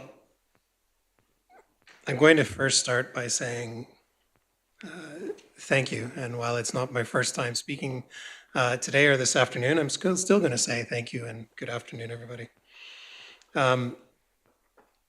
Today, it's a distinct pleasure that I get to present the first education plan that I've been involved with LRSD, our 2026 to 2030 4-year education plan. It's important to note, I believe, that the legislated requirement for school divisions is to create a 3-year education plan, but from the outset, you trustees had mandated that we create a 4-year education plan that's in line with your education cycle, and we all agree that that's a important way to move forward. So over the past 10 months, myself, the leaders in the building and the division and our stakeholders have engaged in a highly collaborative journey to really chart the next 4 years for Livingston Range School Division. When I was hired, one of the things that I mentioned in my interview was a response to a question about what I saw as the 3 biggest priorities if I was successful for Livingston Range and how I would address them. Rather than identify specific priorities or specific gaps, I suggested that the 3 most important steps or priorities for me, if I was the successful superintendent, would be to listen, learn, and lead. I couple that with a process of engagement in that interview, and being that I was the successful candidate, I was able to enact that plan. And over the last 10 months, I have listened. I believe I've learned a great deal about the division, and I would like to think that this is leadership. We have a very ambitious plan as we look towards the next 4 years in Livingston Range School Division. But before I look at the specific goals of the plan or go through some of the strategies, I think it's really important that we ground ourselves in the foundational statements that have driven the division. First is the vision: every student, every day. Our mission is to inspire excellence through meaningful relationships, innovation, and collaboration. And these are upheld by the core values of student-centered leadership, integrity, wellness, and place-based education. I believe that the plan that's presented before you is an operational roadmap for bringing those values to life. Over the past 10 months, I met with parents, teachers, students, you folks, and other superintendents across our systems to build out this plan. So it was not developed in a vacuum. I found that my time with parents at parent council meetings was incredibly valuable and incredibly rewarding. The information and insights received from those meetings, plus our online parent education survey, provided a vast amount of information that enhanced the plan. Having clear, straightforward conversations with our families highlighted exactly what they value most for their children's futures. Throughout my meetings with parents, I learned that they want us to focus on real-world, tangible competencies. They explicitly asked us to support in developing critical thinking, financial literacy, strong numeracy and literacy skills, as well as essential interpersonal skills. Furthermore, families want greater clarity surrounding the pathways to graduation. They want assurance that our students have robust access to off-campus, hands-on opportunities, such as dual credit opportunities, registered apprenticeship program, with a green certificate and work experience. As such, the 2026-2030 education plan directly reflects the practical feedback we received. That's reflected in our three main board priorities. The first, academic excellence. We're answering the call for strong foundational skills by building out a comprehensive literacy and numeracy frameworks. This will ensure consistency and excellence in core competencies that our parents expect. A sense of belonging. To help foster these critical skills, we are formalizing a social and emotional learning framework based on the work of CASEL. It's CASEL, it's a collaborative social and emotional learning framework. We're making sure that our schools are environments where students learn how to collaborate, regulate, and relate to one another. And finally, culture of innovation. We're consolidating our focus on career pathways. We're deploying career practitioners and localized hubs to ensure that every grade 11 and 12 student has a one-on-one transition meeting so that they understand their pathways to graduation. We're actively networking with local industry to expand off-campus programs, making those trades dual credit and workplace experiences highly accessible to our students. I want to pause just for a moment to say thank you publicly to all of the industries and business partners that currently support our students across our system in ensuring that we have placements for things such as our registered apprenticeship program, as well as work experience. And we look to expand that going forward. The commitment to the plan doesn't end with the approval today. We recognize that true assurance means demonstrating to our stakeholders that we are continuously measuring our progress and actively meeting the needs of our students. We're committed to transparency, reporting back to the parents who helped shape these goals.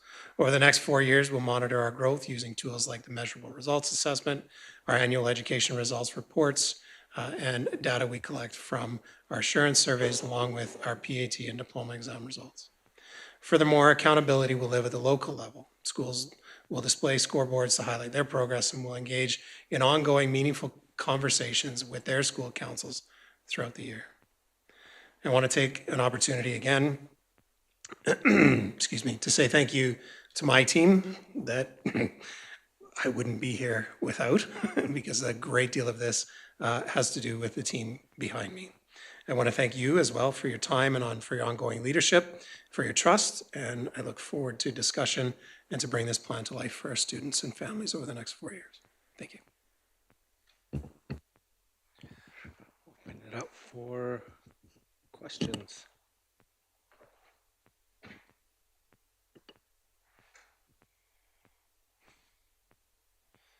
Trustee Hodges? Not so much a question, but I just really, when I looked through this plan, and you said it yourself, it's a very ambitious plan, but I really see the heart of the students in this plan and our staff. I think that this is just going to set our schools and Livingston Range up for success over the next 4 years. And so I'm really encouraged and excited to see this plan come to fruition and move forward through the next 4 years. So I also really appreciate all the work that went into this. And I know that this is your first plan as a superintendent and the support from central office and administrators, but I really see a nice clear path going forward. And so I appreciate that. Thank you. I appreciate that. Thank you.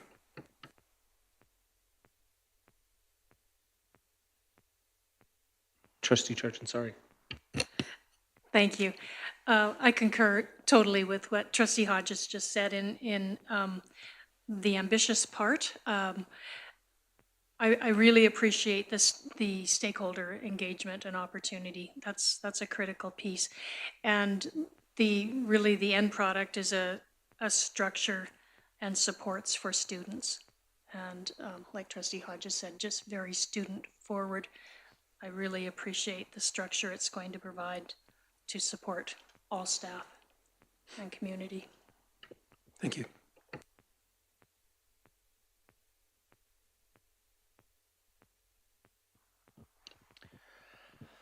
Thank you for the amazing work, Superintendent, that you've done to this. I just want to say, seeing the engagement and the connection that you've had in your short amount of times of being visible in the schools and going through this process has been phenomenal at school councils. And my question is, one of the things that the education minister has mentioned, that the government's going to be rolling out priorities, and that those are going to also dictate what boards do. As we approve this today, what do you feel we need to look forward as a board to make sure that we're not shelving these priorities, that we continue on this great work because it was so impactful working with all the stakeholders? That how do we ensure that we're being adherent to the legislation of government priorities, at the same time meeting the local needs of our communities? Thanks for your question. I think that the priorities that will be established by the provincial government for all school boards going forward are already reflected in this plan. Albeit we don't know the specific priorities, the specific measures that will be provided to boards.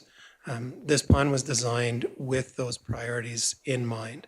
The two that have come forward from the provincial government thus far, albeit again not solidified completely, focus on literacy and numeracy. The provincial government has expended a great deal of time, energy, and effort in promoting literacy and numeracy. The screens that are being used across the grades to assess a baseline literacy and numeracy and progression against that baseline has been significant. And so we took that into account with the development of a numeracy and literacy framework that'll support the work of teachers across our system to promote the growth both within the literacy areas and within numeracy.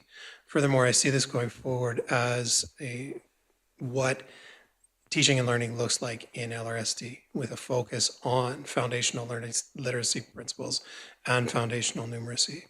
And give a very concrete example.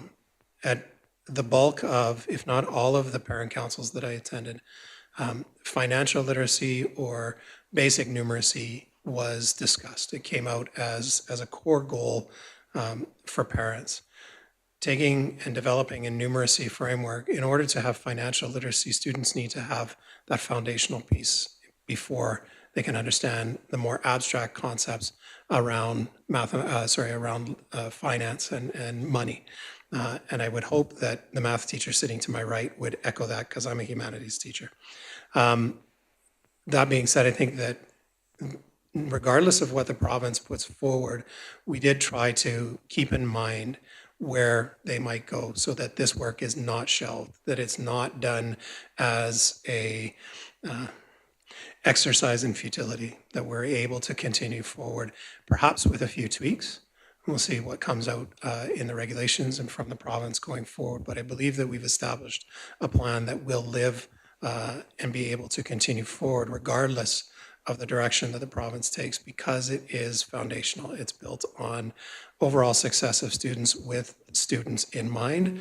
And I believe that Minister Nicolaides would promote those priorities as well. Thank you. If there's no further discussion, I'll turn it over to Trustee Hodges to close. I think everything that needs to be said has been said. Thank you. Thank you. With that, we will call the question and ask all those in favor. Carried. Thank you. That brings us to E5, and a health break is being requested. I'm assuming no. Go ahead, Trustee Long.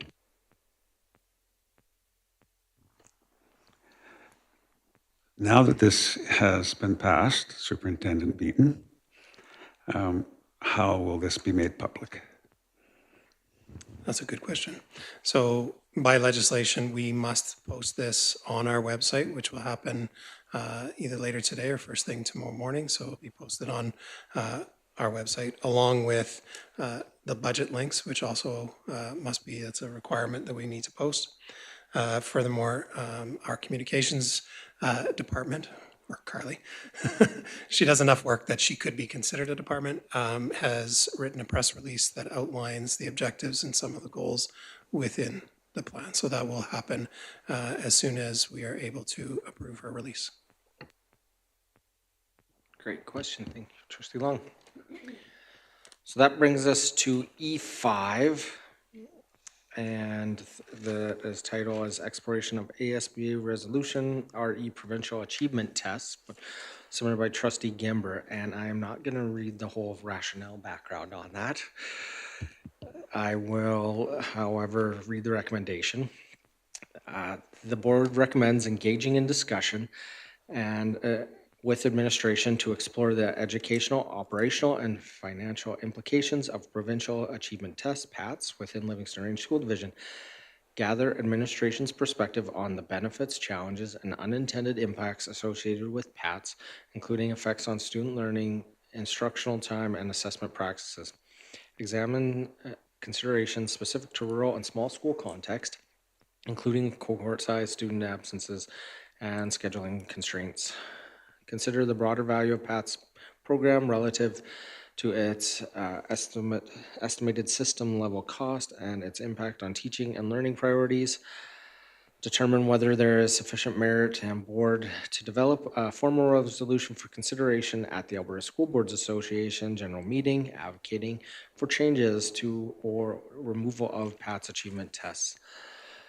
Report back to the board with findings and recommendations to inform the next steps. And I would ask Trustee Gimber to move that mouthful.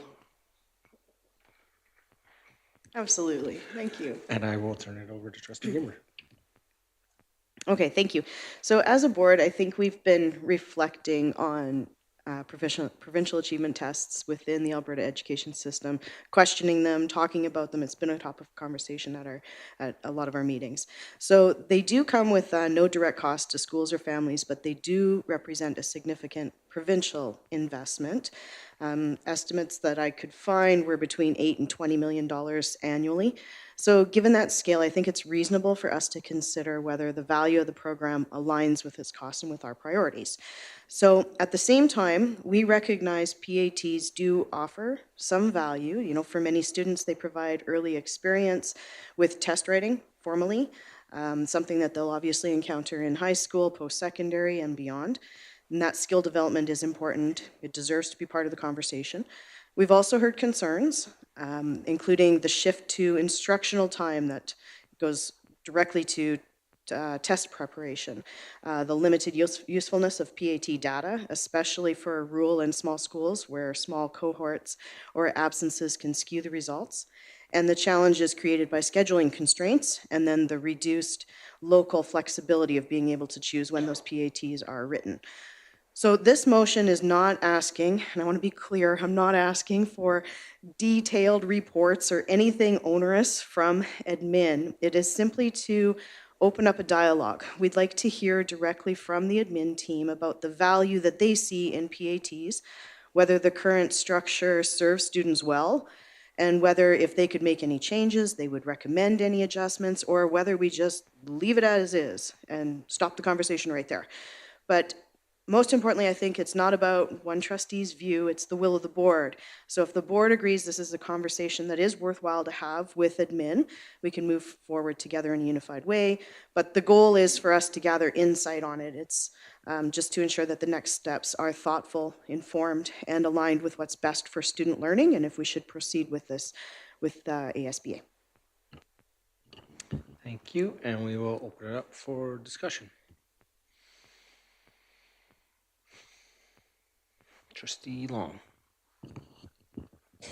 Trustee Gimber, clarification. So when you do research, obviously there's a goal at the end. So gathering from the end of your statement what your thinking is, then we would have something that we might present to ASBA. Thank you.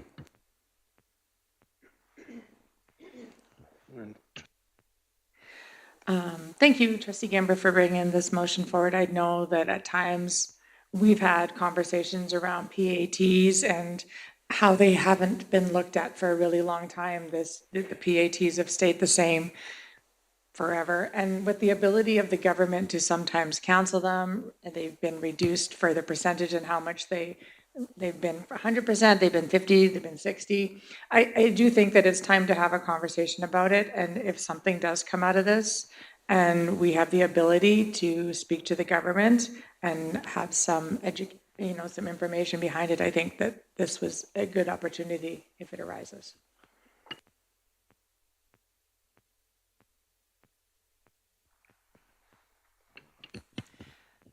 Thank you.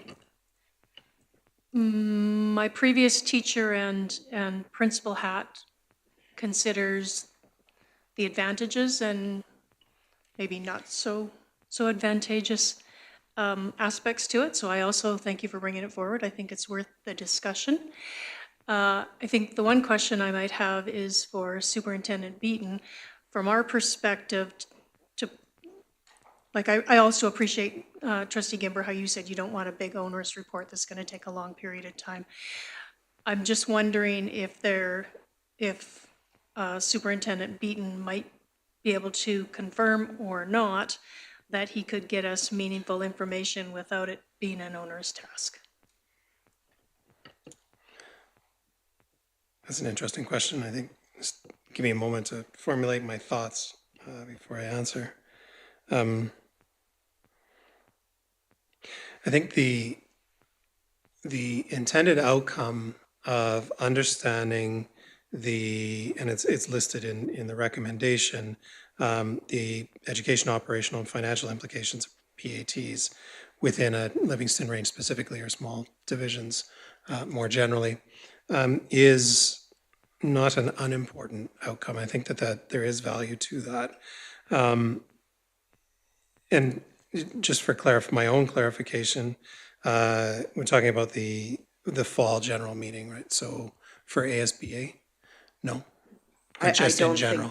I don't think we'd be able to get it in time for fall, so. Okay. Yeah, it's just something to put on our work Perfect. list. Okay, that makes it, I think, a little easier to manage. I think if we were looking at a November deadline, that might be a little bit more difficult. But I think over time, we can pull this information together to look at some of the challenges associated with PATs. And right off the top of my head, I can talk about some of the calendar implications of our provincial achievement tests and the time perhaps away from instruction that does result in, albeit it does provide us with valuable data related to progress, related to our students' overall progress with outcomes too. So the data is useful. I think that we can look at what the overall potential impact is and then look to support this further. I don't see this as being overwhelmingly onerous. Go ahead, Trustee Yegus. This whole question about PATs has been ongoing for a very long time. And I remember, especially with the ASBA, there's been a lot of resolutions come forward regarding them. And one of the things that did happen is they got rid of the grade 3 PATs, which was a real benefit. I do know the ASBA must have a lot of information on this as the pros and cons of it, because we have discussed this for as long as I can remember as a trustee. So that might be one area that we could that could be looked at is through the ASBA itself. I guess I don't know if there's been too much done at a rural level. I think most of this came out of the boards who were at urban or smaller urban areas.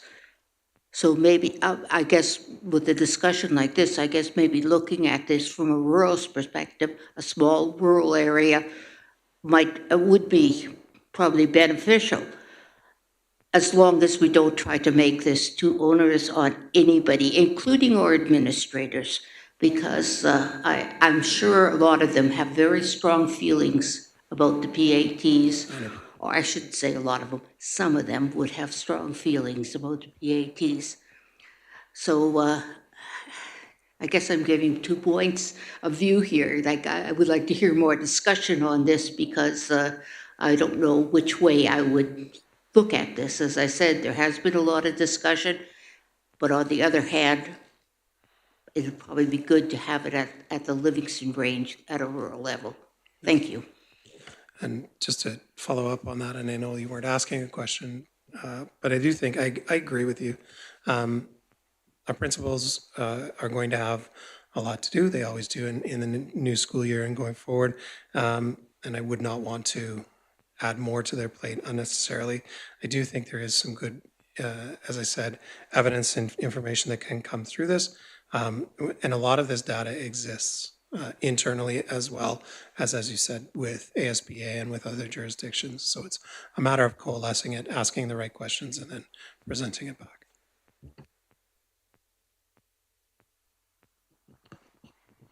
Any further discussion?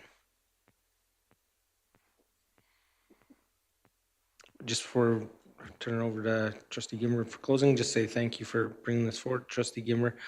I support the local focus on this and that it helps tell the story of the impact of PATs in our local context. I don't want, it's been mentioned before and I've had the discussions directly with the education minister. There is no desire to get rid of standardized testing. And I don't feel that this is asking for that. It's feeling what the impact is and then looking for solutions. If there's things that we can suggest to bring forward to enhance it and make it better and more equitable for rural, as we've talked in earlier in the meeting. So I appreciate what this ask is, and then have the ability to have this discussion again once we have that information as a board. So I support the motion and turn it over to Trustee Gimmer to close. Thank you very much. So I guess just in closing, this motion was meant just as the baby step. It's the first step in trying to start this conversation. So I appreciate everybody considering it and look forward to seeing where this takes us. And maybe it ends up as a resolution at the ASBA meeting, but just even starting the process is good. Thanks. Thank you. And with that, we will call the question and ask for all those in favor.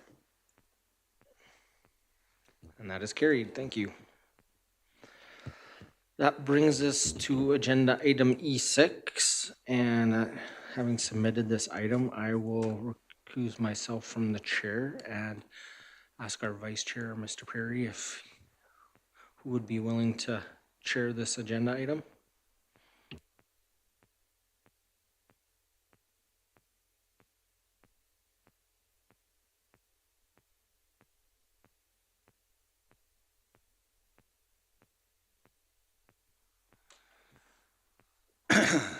All right.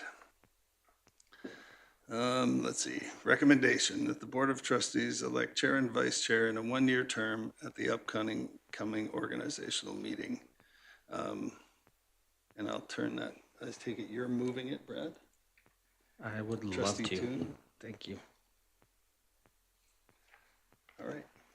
I'll turn it to you. Thank you.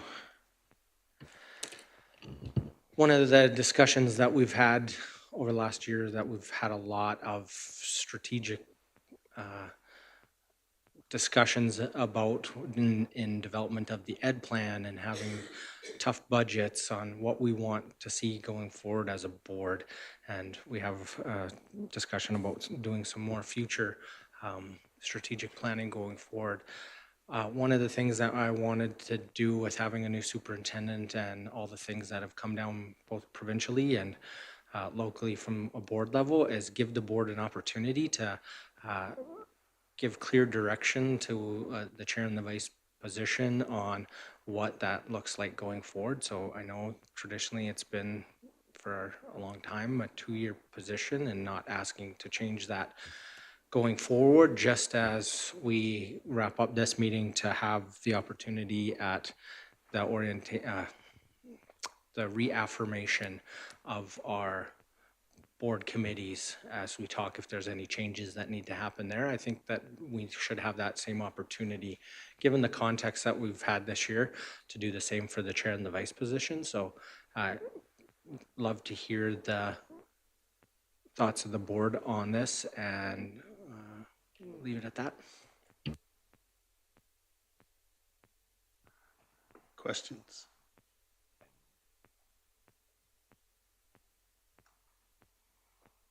None? Okay, Carla.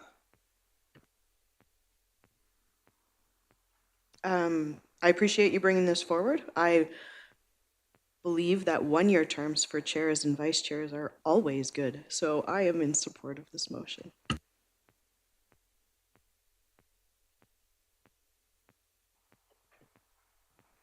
Trustee Yegus?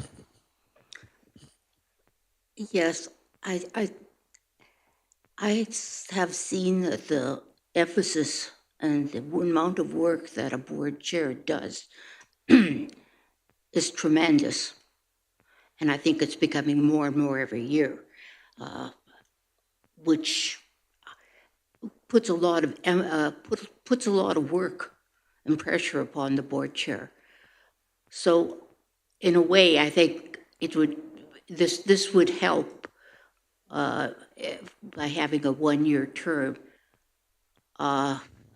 To I think it would help for the board chair itself to understand or to work through what is happening.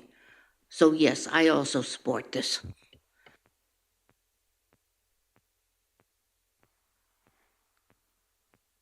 Trustee Hodges? Thank you. This doesn't in any way give the opportunity for the chair that's in the one-year position to not run again. Correct? I just want to make sure that this still just, every year, it's just like a reaffirmation, like they can still put their name forward. It's not going to be just a one-year term and then you have to take a break. You can do consecutive one-year terms. I can clarify.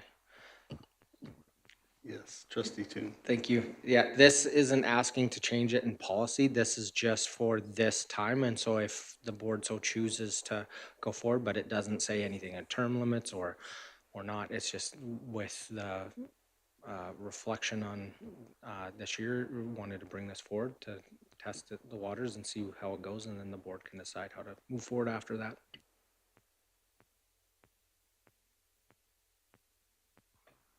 Any other questions?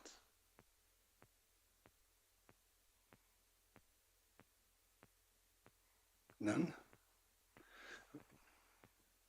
Seeing none, I will ask Trustee Toon if he wants to close.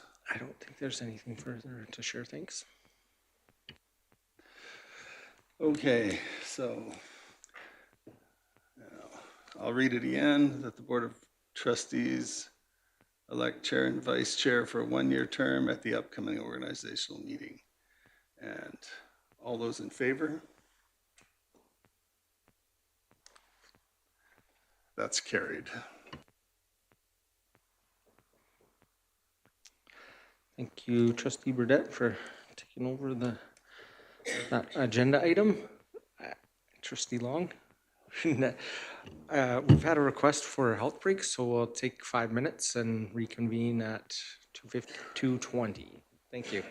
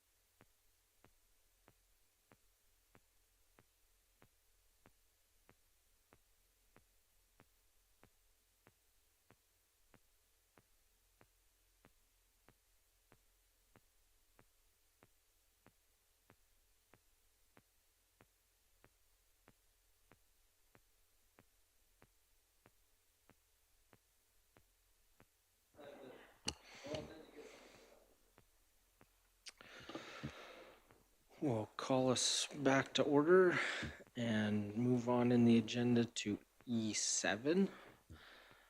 And this was trustee professional learning reports submitted by trustee Charchin.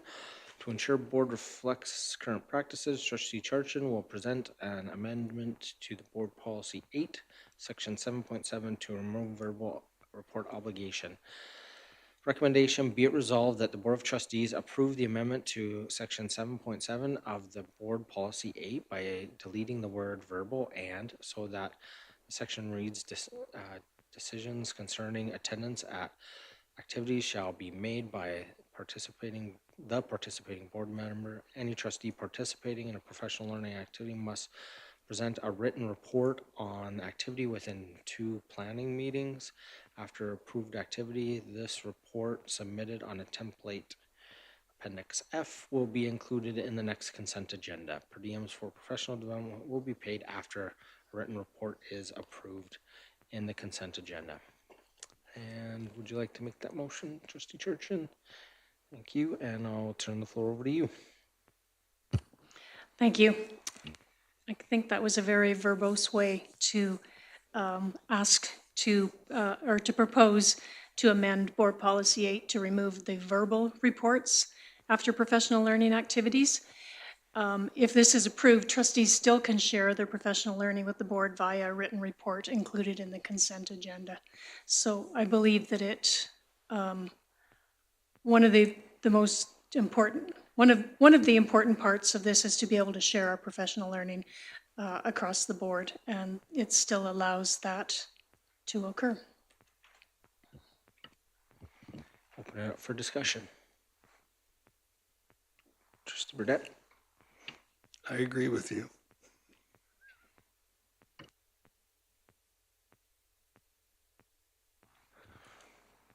I don't. Okay, so I believe that sharing professional development is of utmost importance. It's not an individual trustee's PD funds, it's the board's PD funds that are allocated to an individual trustee. So the sharing of the information that you receive at a professional development opportunity, I think, should take place. It was originally created to be verbal, more so, I think, than written, because sharing in a open, back and forth dialogue conversation kind of way at a meeting of the whole as a verbal report, I think offers the opportunity for people to ask questions about what it is you have learned, to offer your opinion on whether it's something valuable that somebody else should take. A written report doesn't allow that same kind of dialogue. I don't see any benefit in removing this. I don't think that just because we haven't been doing it doesn't give us an excuse for saying I agree with this. I think it's something that should actually be, we need to be held more accountable for the professional development that we're doing and the verbal reports that we are by policy supposed to be doing right now. So I am not in favor at this point of this motion. Any further discussion?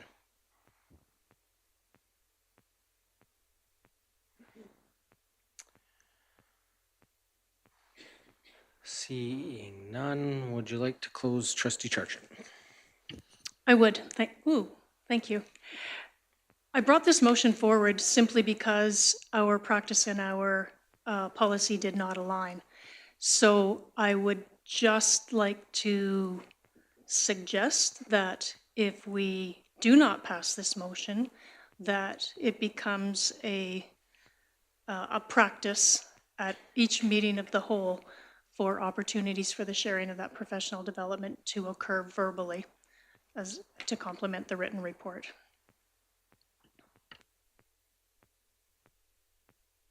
With that, I'll call the question and ask for all those in favor. And opposed. That is carried.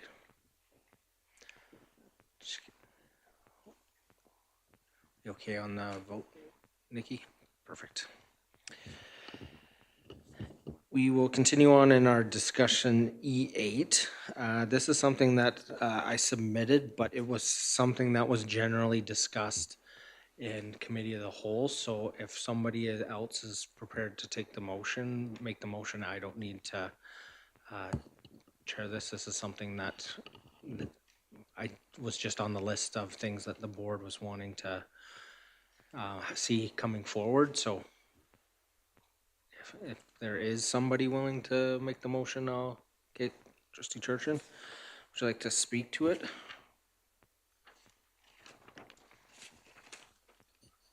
Do you want me to read it first? Yeah, no, I can, You I do can that? read it. Okay. Yep. The approval of the October 2023 and 2024 as dedicated strategic planning dates ensures the Board of Trustees and leadership can clear their schedules well in advance. Securing these dates early guarantees maximum attendance and uninterrupted focus collaboration, which are essential for shaping the division's long-term vision and priorities. The recommendation, it is recommended that the Board of Trustees approve the October 23rd and 24th dates for strategic planning sessions with the development of an agenda to be shared at a future meeting. And Trustee, you're still willing to make the motion? I'm still willing. Thank you. The floor is yours. Thank you. Often, as you've heard in our conversations today, that our senior administration is very busy. They have many portfolios. We as trustees are not sitting around too much either. And what happens as a result is that those really deep strategic conversations are not occurring. And we have talked, this is my third year, and it's probably the third year we've talked about having time to be able to have those kinds of strategic conversations and planning intentionally. And I believe that by setting these two dates aside now and clearing calendars allows us for that intentional planning that we've been talking about and not been able to really give the dedicated time to. I have Trustee Long, Trustee Gimber, and Trustee Hodges. So I won't direct this question at Trustee Tarchin. I will direct it at people involved in making the date. Is the date the 23rd and the 24th written in stone? There's no option for any other date? It's a motion that's on the floor. It can be amended. The rationale for that was it was away from other dates. What, be it if you go into the next month, we have SGM. If you're earlier, you're on school kickoff time. And just for everyone's awareness, policy says the PD committee is the one that's involved with the development of this type of activity. So they'll consult with the chair and the vice and the superintendent and spearhead that. But that's why two dates, if it is only needed one date, they can so choose. But lots of times we've talked about day and a half. So putting two dates out there. Yeah, go ahead. Would the other trustees like to speak before I attempt an amendment? All right, I would like to make an amendment. Recommend that the Board of Trustees approve October 16th and 17th, 2026 for strategic planning sessions. Would you like me to speak to it, the amendment? Go ahead. Yep. Well, obviously I'm making the amendment because I cannot make it on the 23rd and 24th.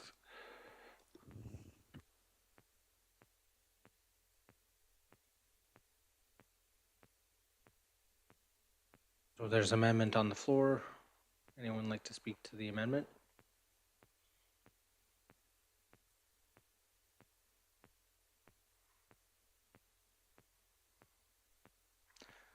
Seeing none, for myself personally, that's ASCBP meetings those 2 days, so I can attend, but if the board chooses that date, fine, or we can look at other ones, whichever the board would like. Go ahead. I'm sorry, did you say you could not attend? No, ASCBP meets those 2 days every single month. Yeah, go ahead, trustee Hodges. So I think this is still speaking to the amendment.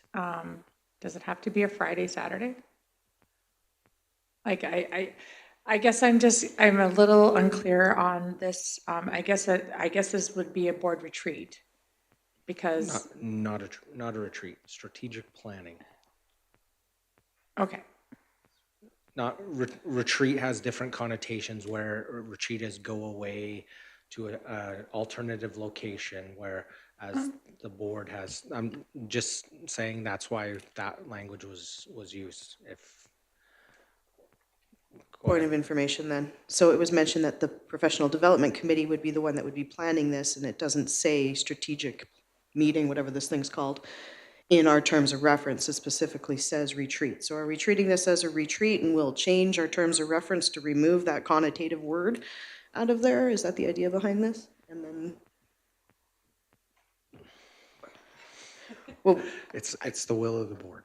I think it's just that the Professional Development Committee wasn't aware that,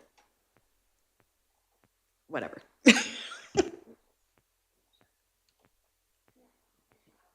We have an amendment. We have an amendment on the floor, and if we could deal with the amendment, then we can deal with the main motion stuff afterwards. Go ahead, trustee Kimber. Okay, so speaking to the amendment, because we have one trustee that is not available on the 16th and 17th, I would not be in favor of the amendment.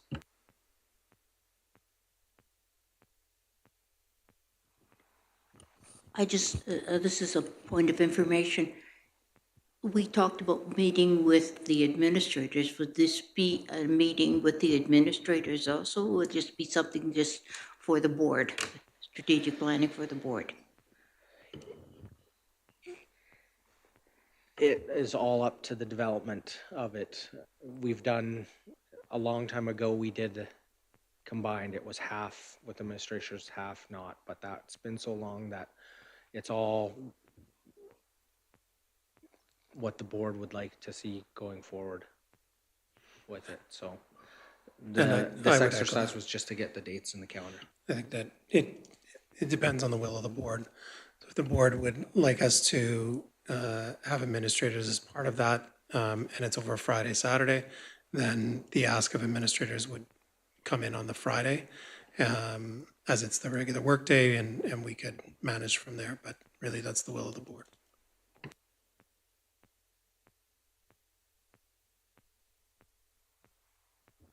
Any further discussion on the amendment?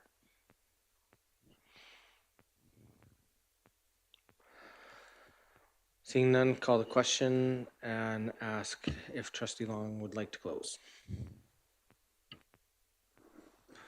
Thank you, Chair Toon. Yeah, it doesn't matter. I mean, one of us is not going to be there. So, yeah, to say, well, 16th and 17th is not good because a trustee can't make it.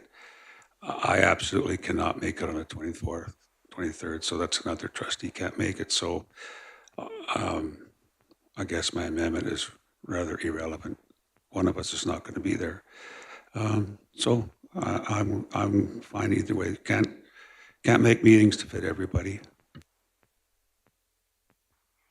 Okay, with that, we'll call the question on the amendment and ask for all those in favor of amending the date change from October 23rd, 24th to October 16th and 17th.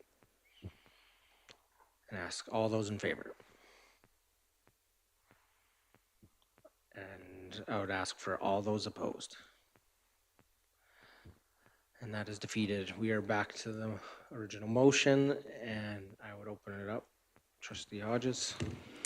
I know we're trying to be proactive here and set a dates ahead of time, but I'm wondering if we could just table this motion until we can maybe do a doodle poll of some dates where all trustees can come, because it's really important for everyone to be there.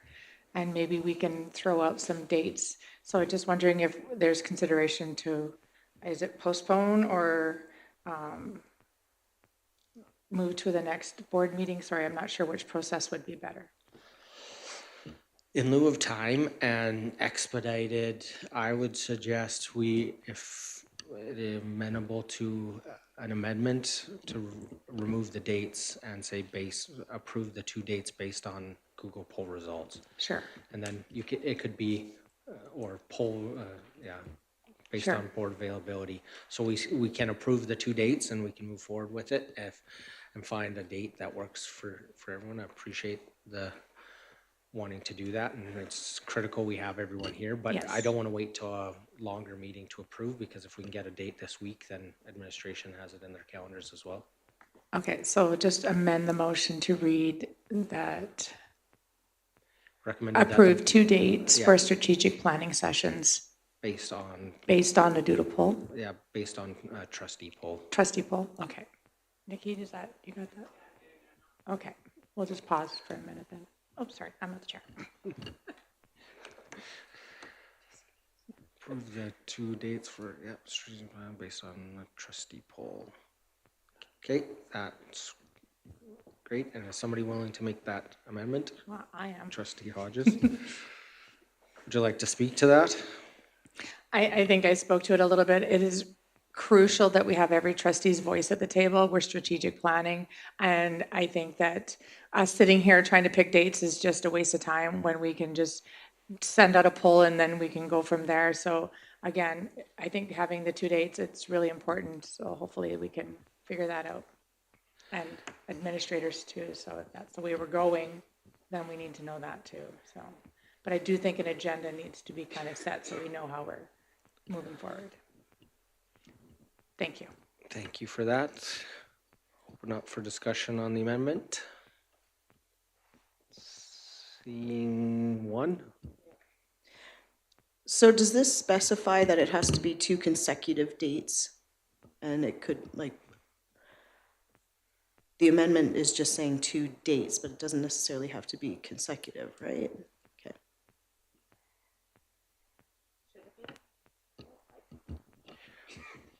We can throw a lot of dates in the survey. There's no limit on what we can ask, if that works. And if there isn't any other discussion on the amendment, we will call the question. Amendment that the board approve the 2 dates for strategic planning based on a trustee poll. Question has been called. All those in favor? That is carried. Back to the motion, and it is the recommendation that the Board of Trustees approve 2 dates for strategic planning based on a trustee poll, with the development of an agenda to be shared at a future meeting. Any discussion?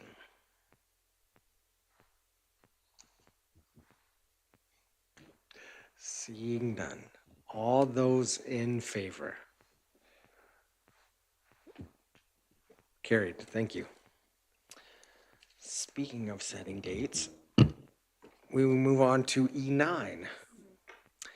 Board meeting dates. The Board of Trustees will review and discuss the preferred meeting day, Monday or Tuesday, for board meeting dates during the 2026-2027 school year. Recommendation that the Board of Trustees approve the board meeting dates for the 2026-2027 school year, with the meetings to be held on Monday or Tuesday as presented. Can I get somebody to make that motion? Trustee Long, thank you.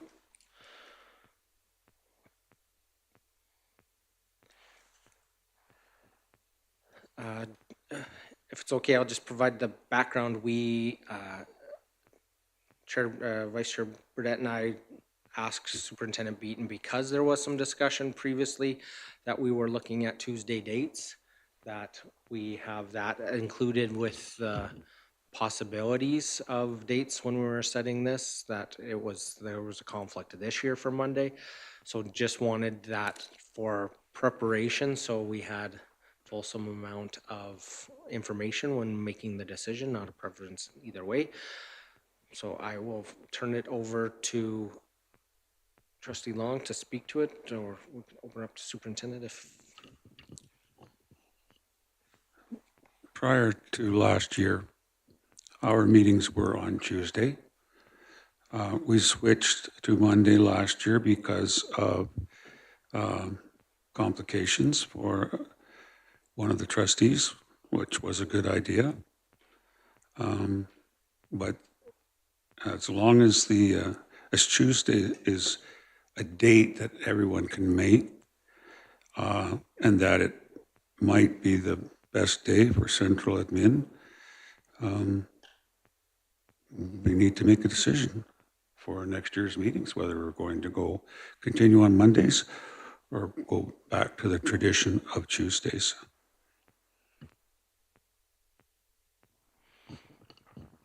Thank you.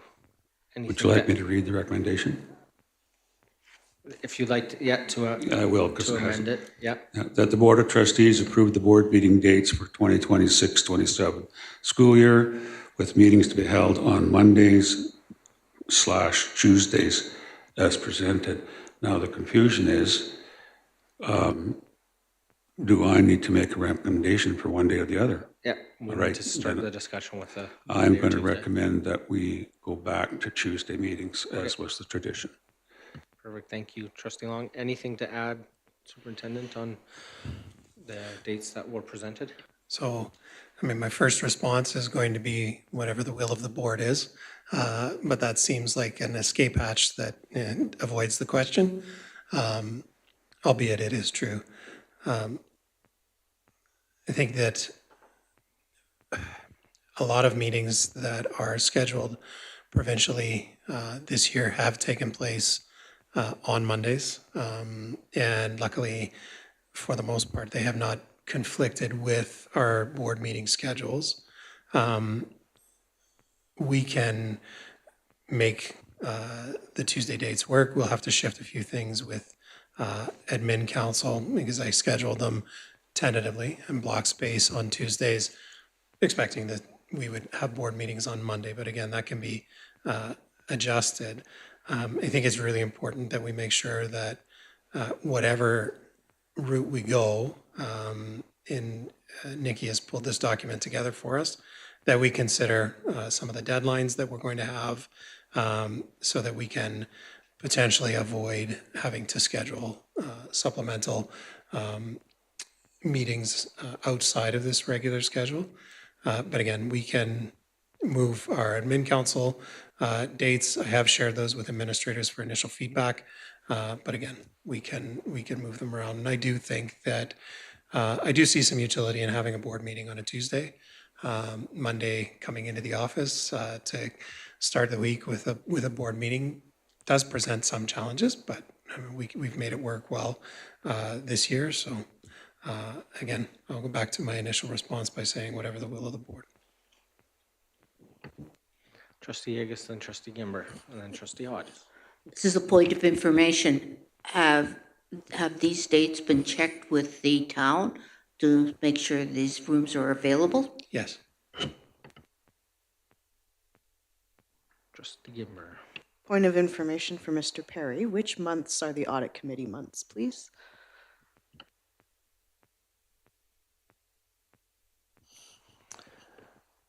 So the first audit committee meeting is for the quarterly reporting is in December, and then it would be in March, and then it's June.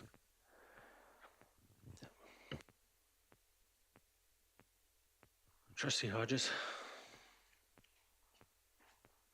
Sorry, I thought I was going to sneeze there. I I do appreciate Tuesdays. I give up a lot of my days off when I have Monday meetings. The only conflict I see on September 15th is that that's the grand opening for Peaks Campus. And so that's the only Tuesday conflict I see right now. But I do like Tuesday meetings. I do like to have one day just before we get into the week.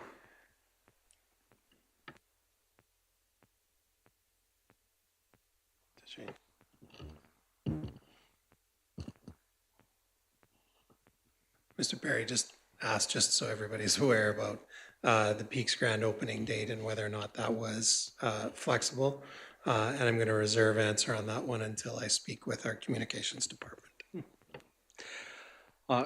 If it's since it's listed as a committee of the whole, the board could meet out there at Peaks before or after the grand opening, so you're still doing the same activities. It doesn't require the public being in, portion of being in here in this room. I'm sure Trustee Long and Trustee Yegus would appreciate one in their end of the neck of the woods. Trustee Gimmer? Okay, so following up on the questions about the audit committee meetings, we require, according to policy right now, trustees require all documents pertaining to an agenda to be available to them 7 days prior to a meeting. So that means that an audit committee would have to meet 7 days, at least 7 days prior to a regular board meeting to get this information, and they will require a couple of days at least to get the information before their audit meeting.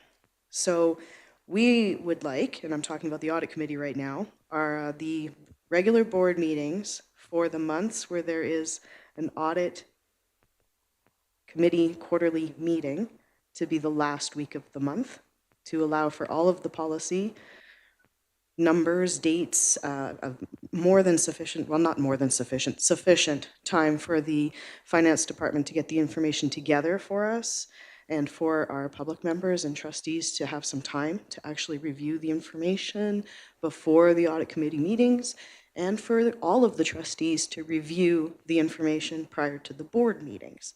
So I think that should be an important consideration when we're planning our regular board meeting dates for the months of December, March, and June.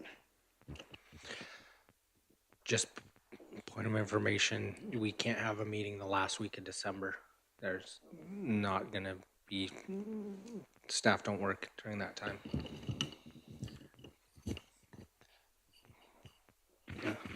Yeah, so, that was gonna be my point as well, Chair.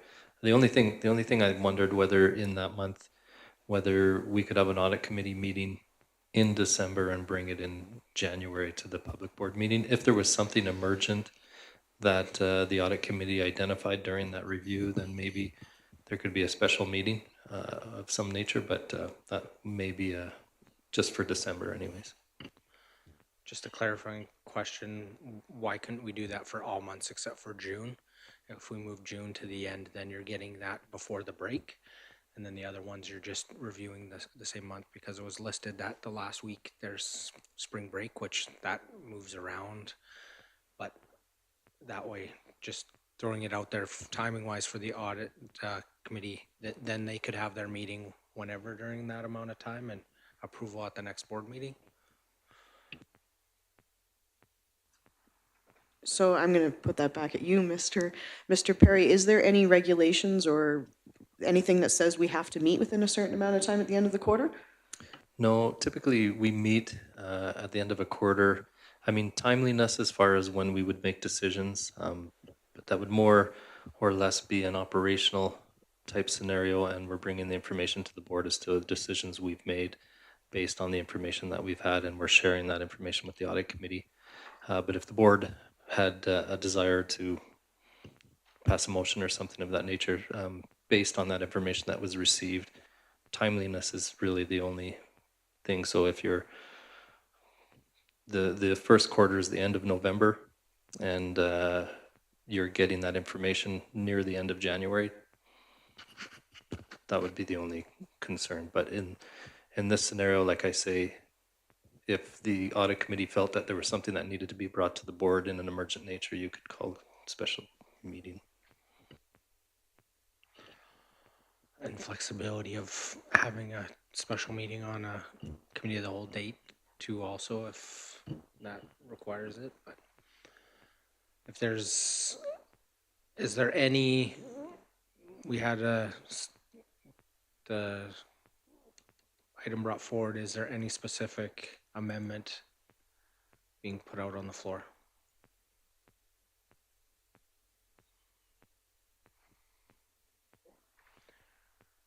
Yeah, so I would change, sorry, my amendment would be the board meeting dates for the June meeting would be the last week of June. instead of the 21st and 22nd, depending whether we choose Mondays So or the Tuesdays. 28th of June would be an amended date. 29th, I apologize. Yeah, Tuesday, if it's going to Tuesday. Okay, we have an amendment on the floor.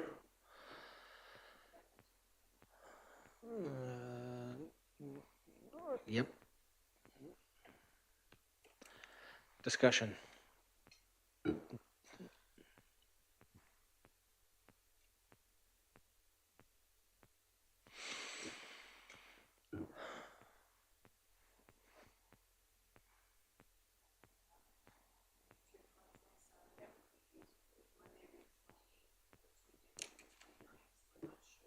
We're going Tuesdays right now based on the motion that was until that is defeated. Okay. For any further discussion on moving the June meeting date?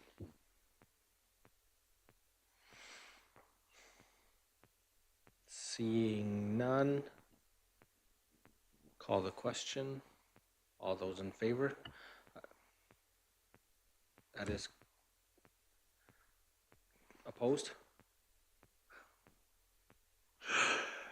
That is carried. Greg.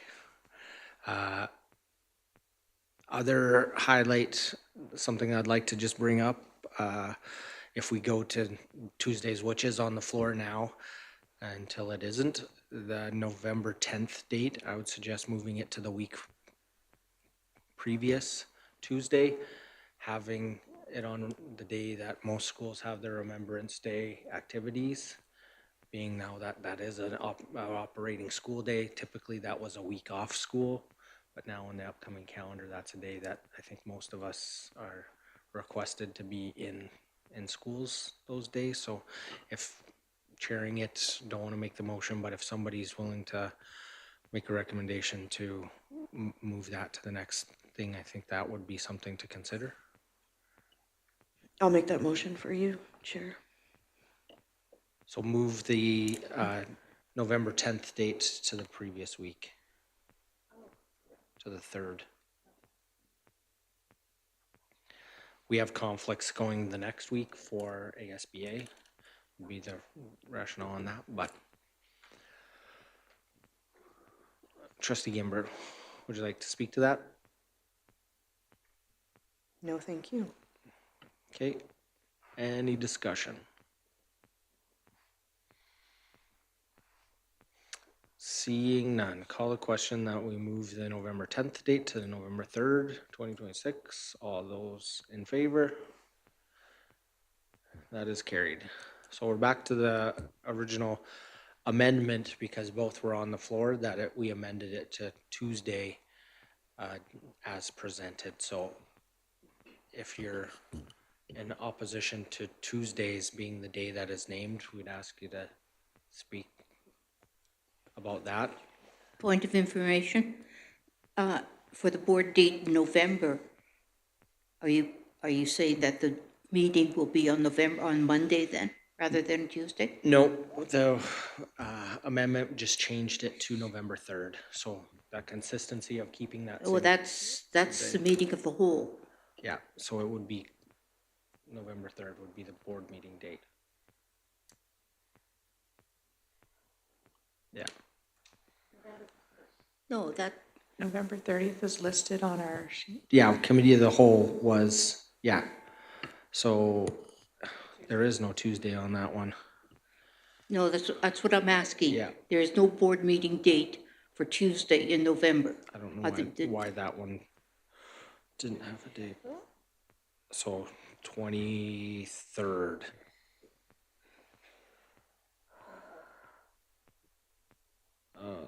Sorry, it should be the 24th if it's a Tuesday still. Yeah, of this year, yeah. 2026, yep. So 24th would be that. I apologize, I didn't catch that there wasn't one on that Tuesday and that one.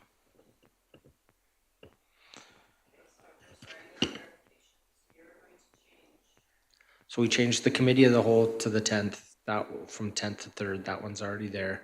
And the other one would be to Amended motion to I would November like to make 24th. that, I'm sorry. Nope, go ahead.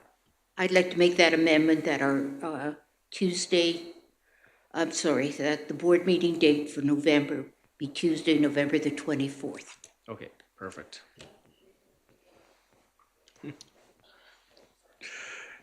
You're going to be a little busier yet. Go ahead. Yeah, so usually like November 30th is when the audited financial statements are required. Again, November is a month where the audit team has to complete the audit committee team has to review with the auditor the financial statements, and then they need to be put in the board package to, so the earlier the November date, the more challenging it is to, it's a bad year with the November 30th being on a Monday and so forth. So I'm not sure whether there could be a Monday for the 30th in that month. 24th might make it tight, but it's not impossible. We could talk with our auditors and see when they're done, but it does have to go to the audit committee.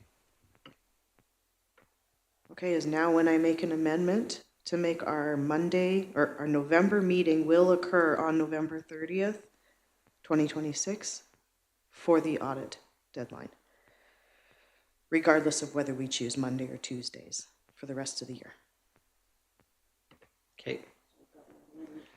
So we have 3 boxes. No more boxes, guys. That's it. So, would you like to speak to that, Trustee Gimbert? No, just for all the reasons that Mr. Perry just mentioned, this is important that we keep the November 30th date in the calendar as November 30th. Any discussion?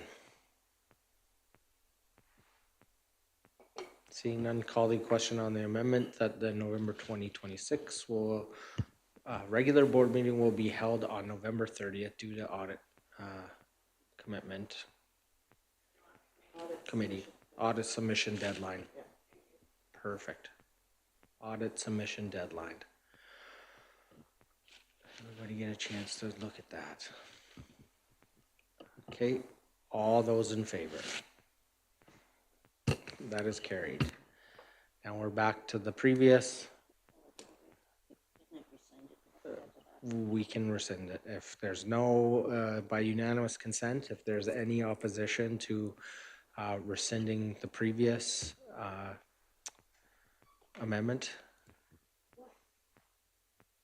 No. Claire was trying to move the date to the 24th. Yeah, we already passed that one. So it was November, moving the date till November 24th. So if everybody's okay with that, unanimous consent, we will not, we will rescind that motion. Seeing no opposition to rescinding that motion, we are back to the original amended motion of Tuesdays. Is there any opposition to Tuesdays as presented with the amendments in the calendar?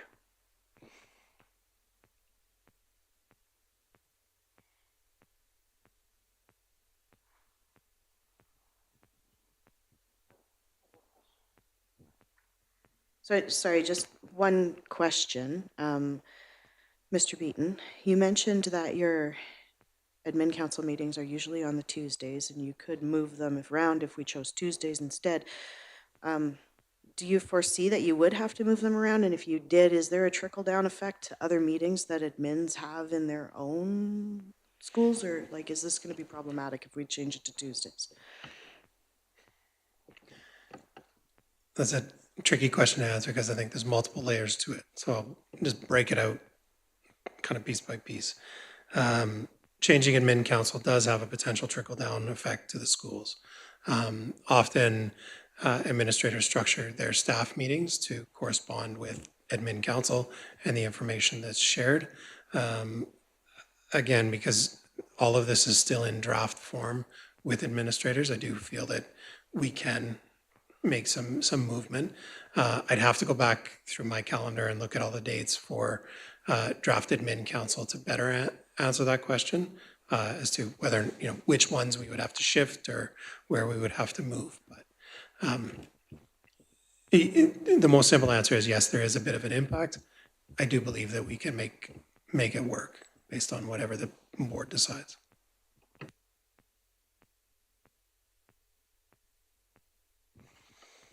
Any further discussion?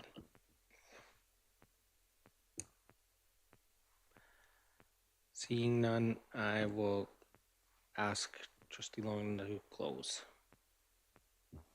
Yeah, we've heard some positive comments about going to Tuesday. It helps our superintendent as far as he has meetings often on Monday. And at least 2 other trustees have made the comment that they prefer Tuesday. So that's my recommendation. Thank you. And if there is not any opposition, this would be the final motion that we'd be voting on. If it's defeated, that would mean that Tuesdays are off the table, that we are back to discussing Mondays as well. But if the board consents, we will just save the extra vote. And if this is approved, we would approve the dates as amended with meetings held on Tuesday as presented. Does that make sense? Okay. Seeing no further questions, we'll call the question and ask for all those in favor that the Board of Trustees approve the board meeting dates for the 2026-2027 school year with meetings to be held on Tuesdays as presented. All those in favor? That is carried. Thank you. A motion arising from business, please. Go ahead. Just because I'd like it to be clear and close the box on this, I'd like a motion that the audit committee recommends the quarterly financials will be approved in the months of January, April, and June at the regular board meetings.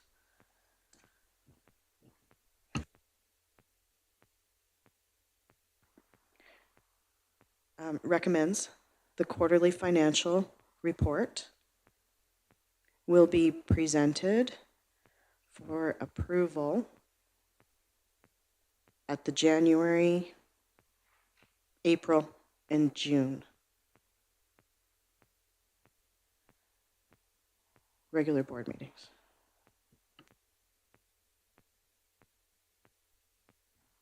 Okay, we have a motion rising on the floor. Would you like to speak to that, Trustee Gimber? Yeah, I think after having this conversation just now, this just kind of gives us a little bit more clarity and will allow the audit committee to amend their terms of reference based on this motion so that going forward, it's provides enough time for consideration of the financials to the audit committee, the trustees, and the public members who need to review them. Thank you. Any further discussion?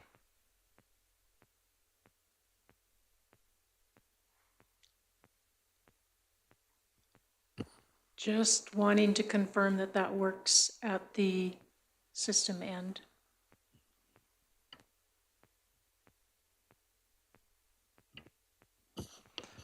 Yeah, I think that works at the systems end with kind of the flexibility that we talked about as to the audit committee meeting earlier and the ability to enact a special meeting if necessary, but they could do that part of their terms. Perfect, thank you. Any other questions, discussion? Seeing none, would you like to close? Okay, the motion is that the audit committee recommends that the board approve that the audit committee recommends the quarterly financials will be presented at the January, April, and June regular board meetings. All those in favor? That is carried. Thank you. That moves us out of our emergent. We do have a 10.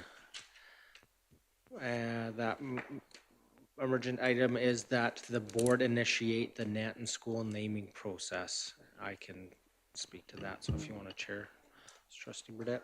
Thanks. What was it? I didn't write it down. Number 10, it's right there. Where are we? Okay. Yeah, that the board initiate the Nanton School naming process. Trustee Toon is going to move that.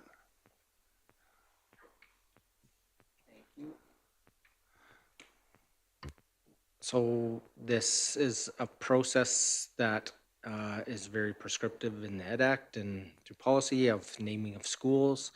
And as we excitedly prepare for the completion of the schools in Nanton, this is something that is on the list of requirements that the board needs to do. In that, it doesn't presume a name change or any name in general. It's about seeking community input, stakeholder feedback, which is critical in these situations. We've witnessed it, I've personally witnessed it in Fort McLeod when we did the modernizations here and in Claresholm as well. So really, I think this is a great opportunity to help celebrate the new schools that are coming and get community feedback on that, and that would come to a future board meeting, but instructing through motion that this is initiated, meaning surveys go out and things, engagement happens, that I think it's key that the board says that, especially with discussion that this is something with Bill 25 that the government has said that they want in their purview. I think it's more critical than ever that we get community feedback before anything gets dictated out of Edmonton. So that would be my rationale.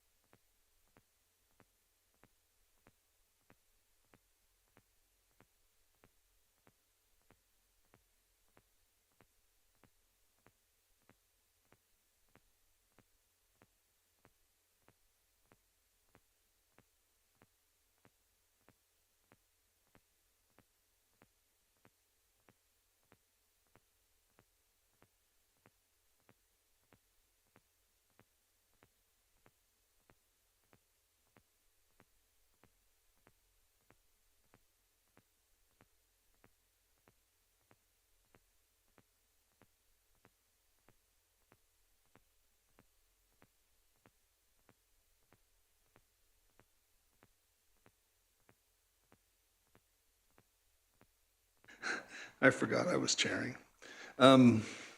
Yes, is there any discussion? I forgot I was chairing. Yes, is there any discussion? There's an echo. Yes, is there any discussion? There's an echo.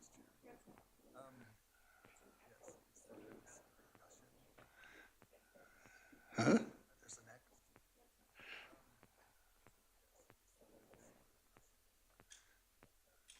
Huh?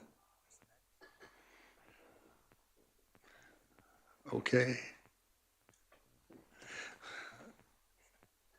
All right, so any more discussion? Okay. Well, I think it's important to speak to these things. So, All right, so any more discussion? Okay. I don't know, but I think it's important to speak to these things. So, over my shoulder talking to me. all right,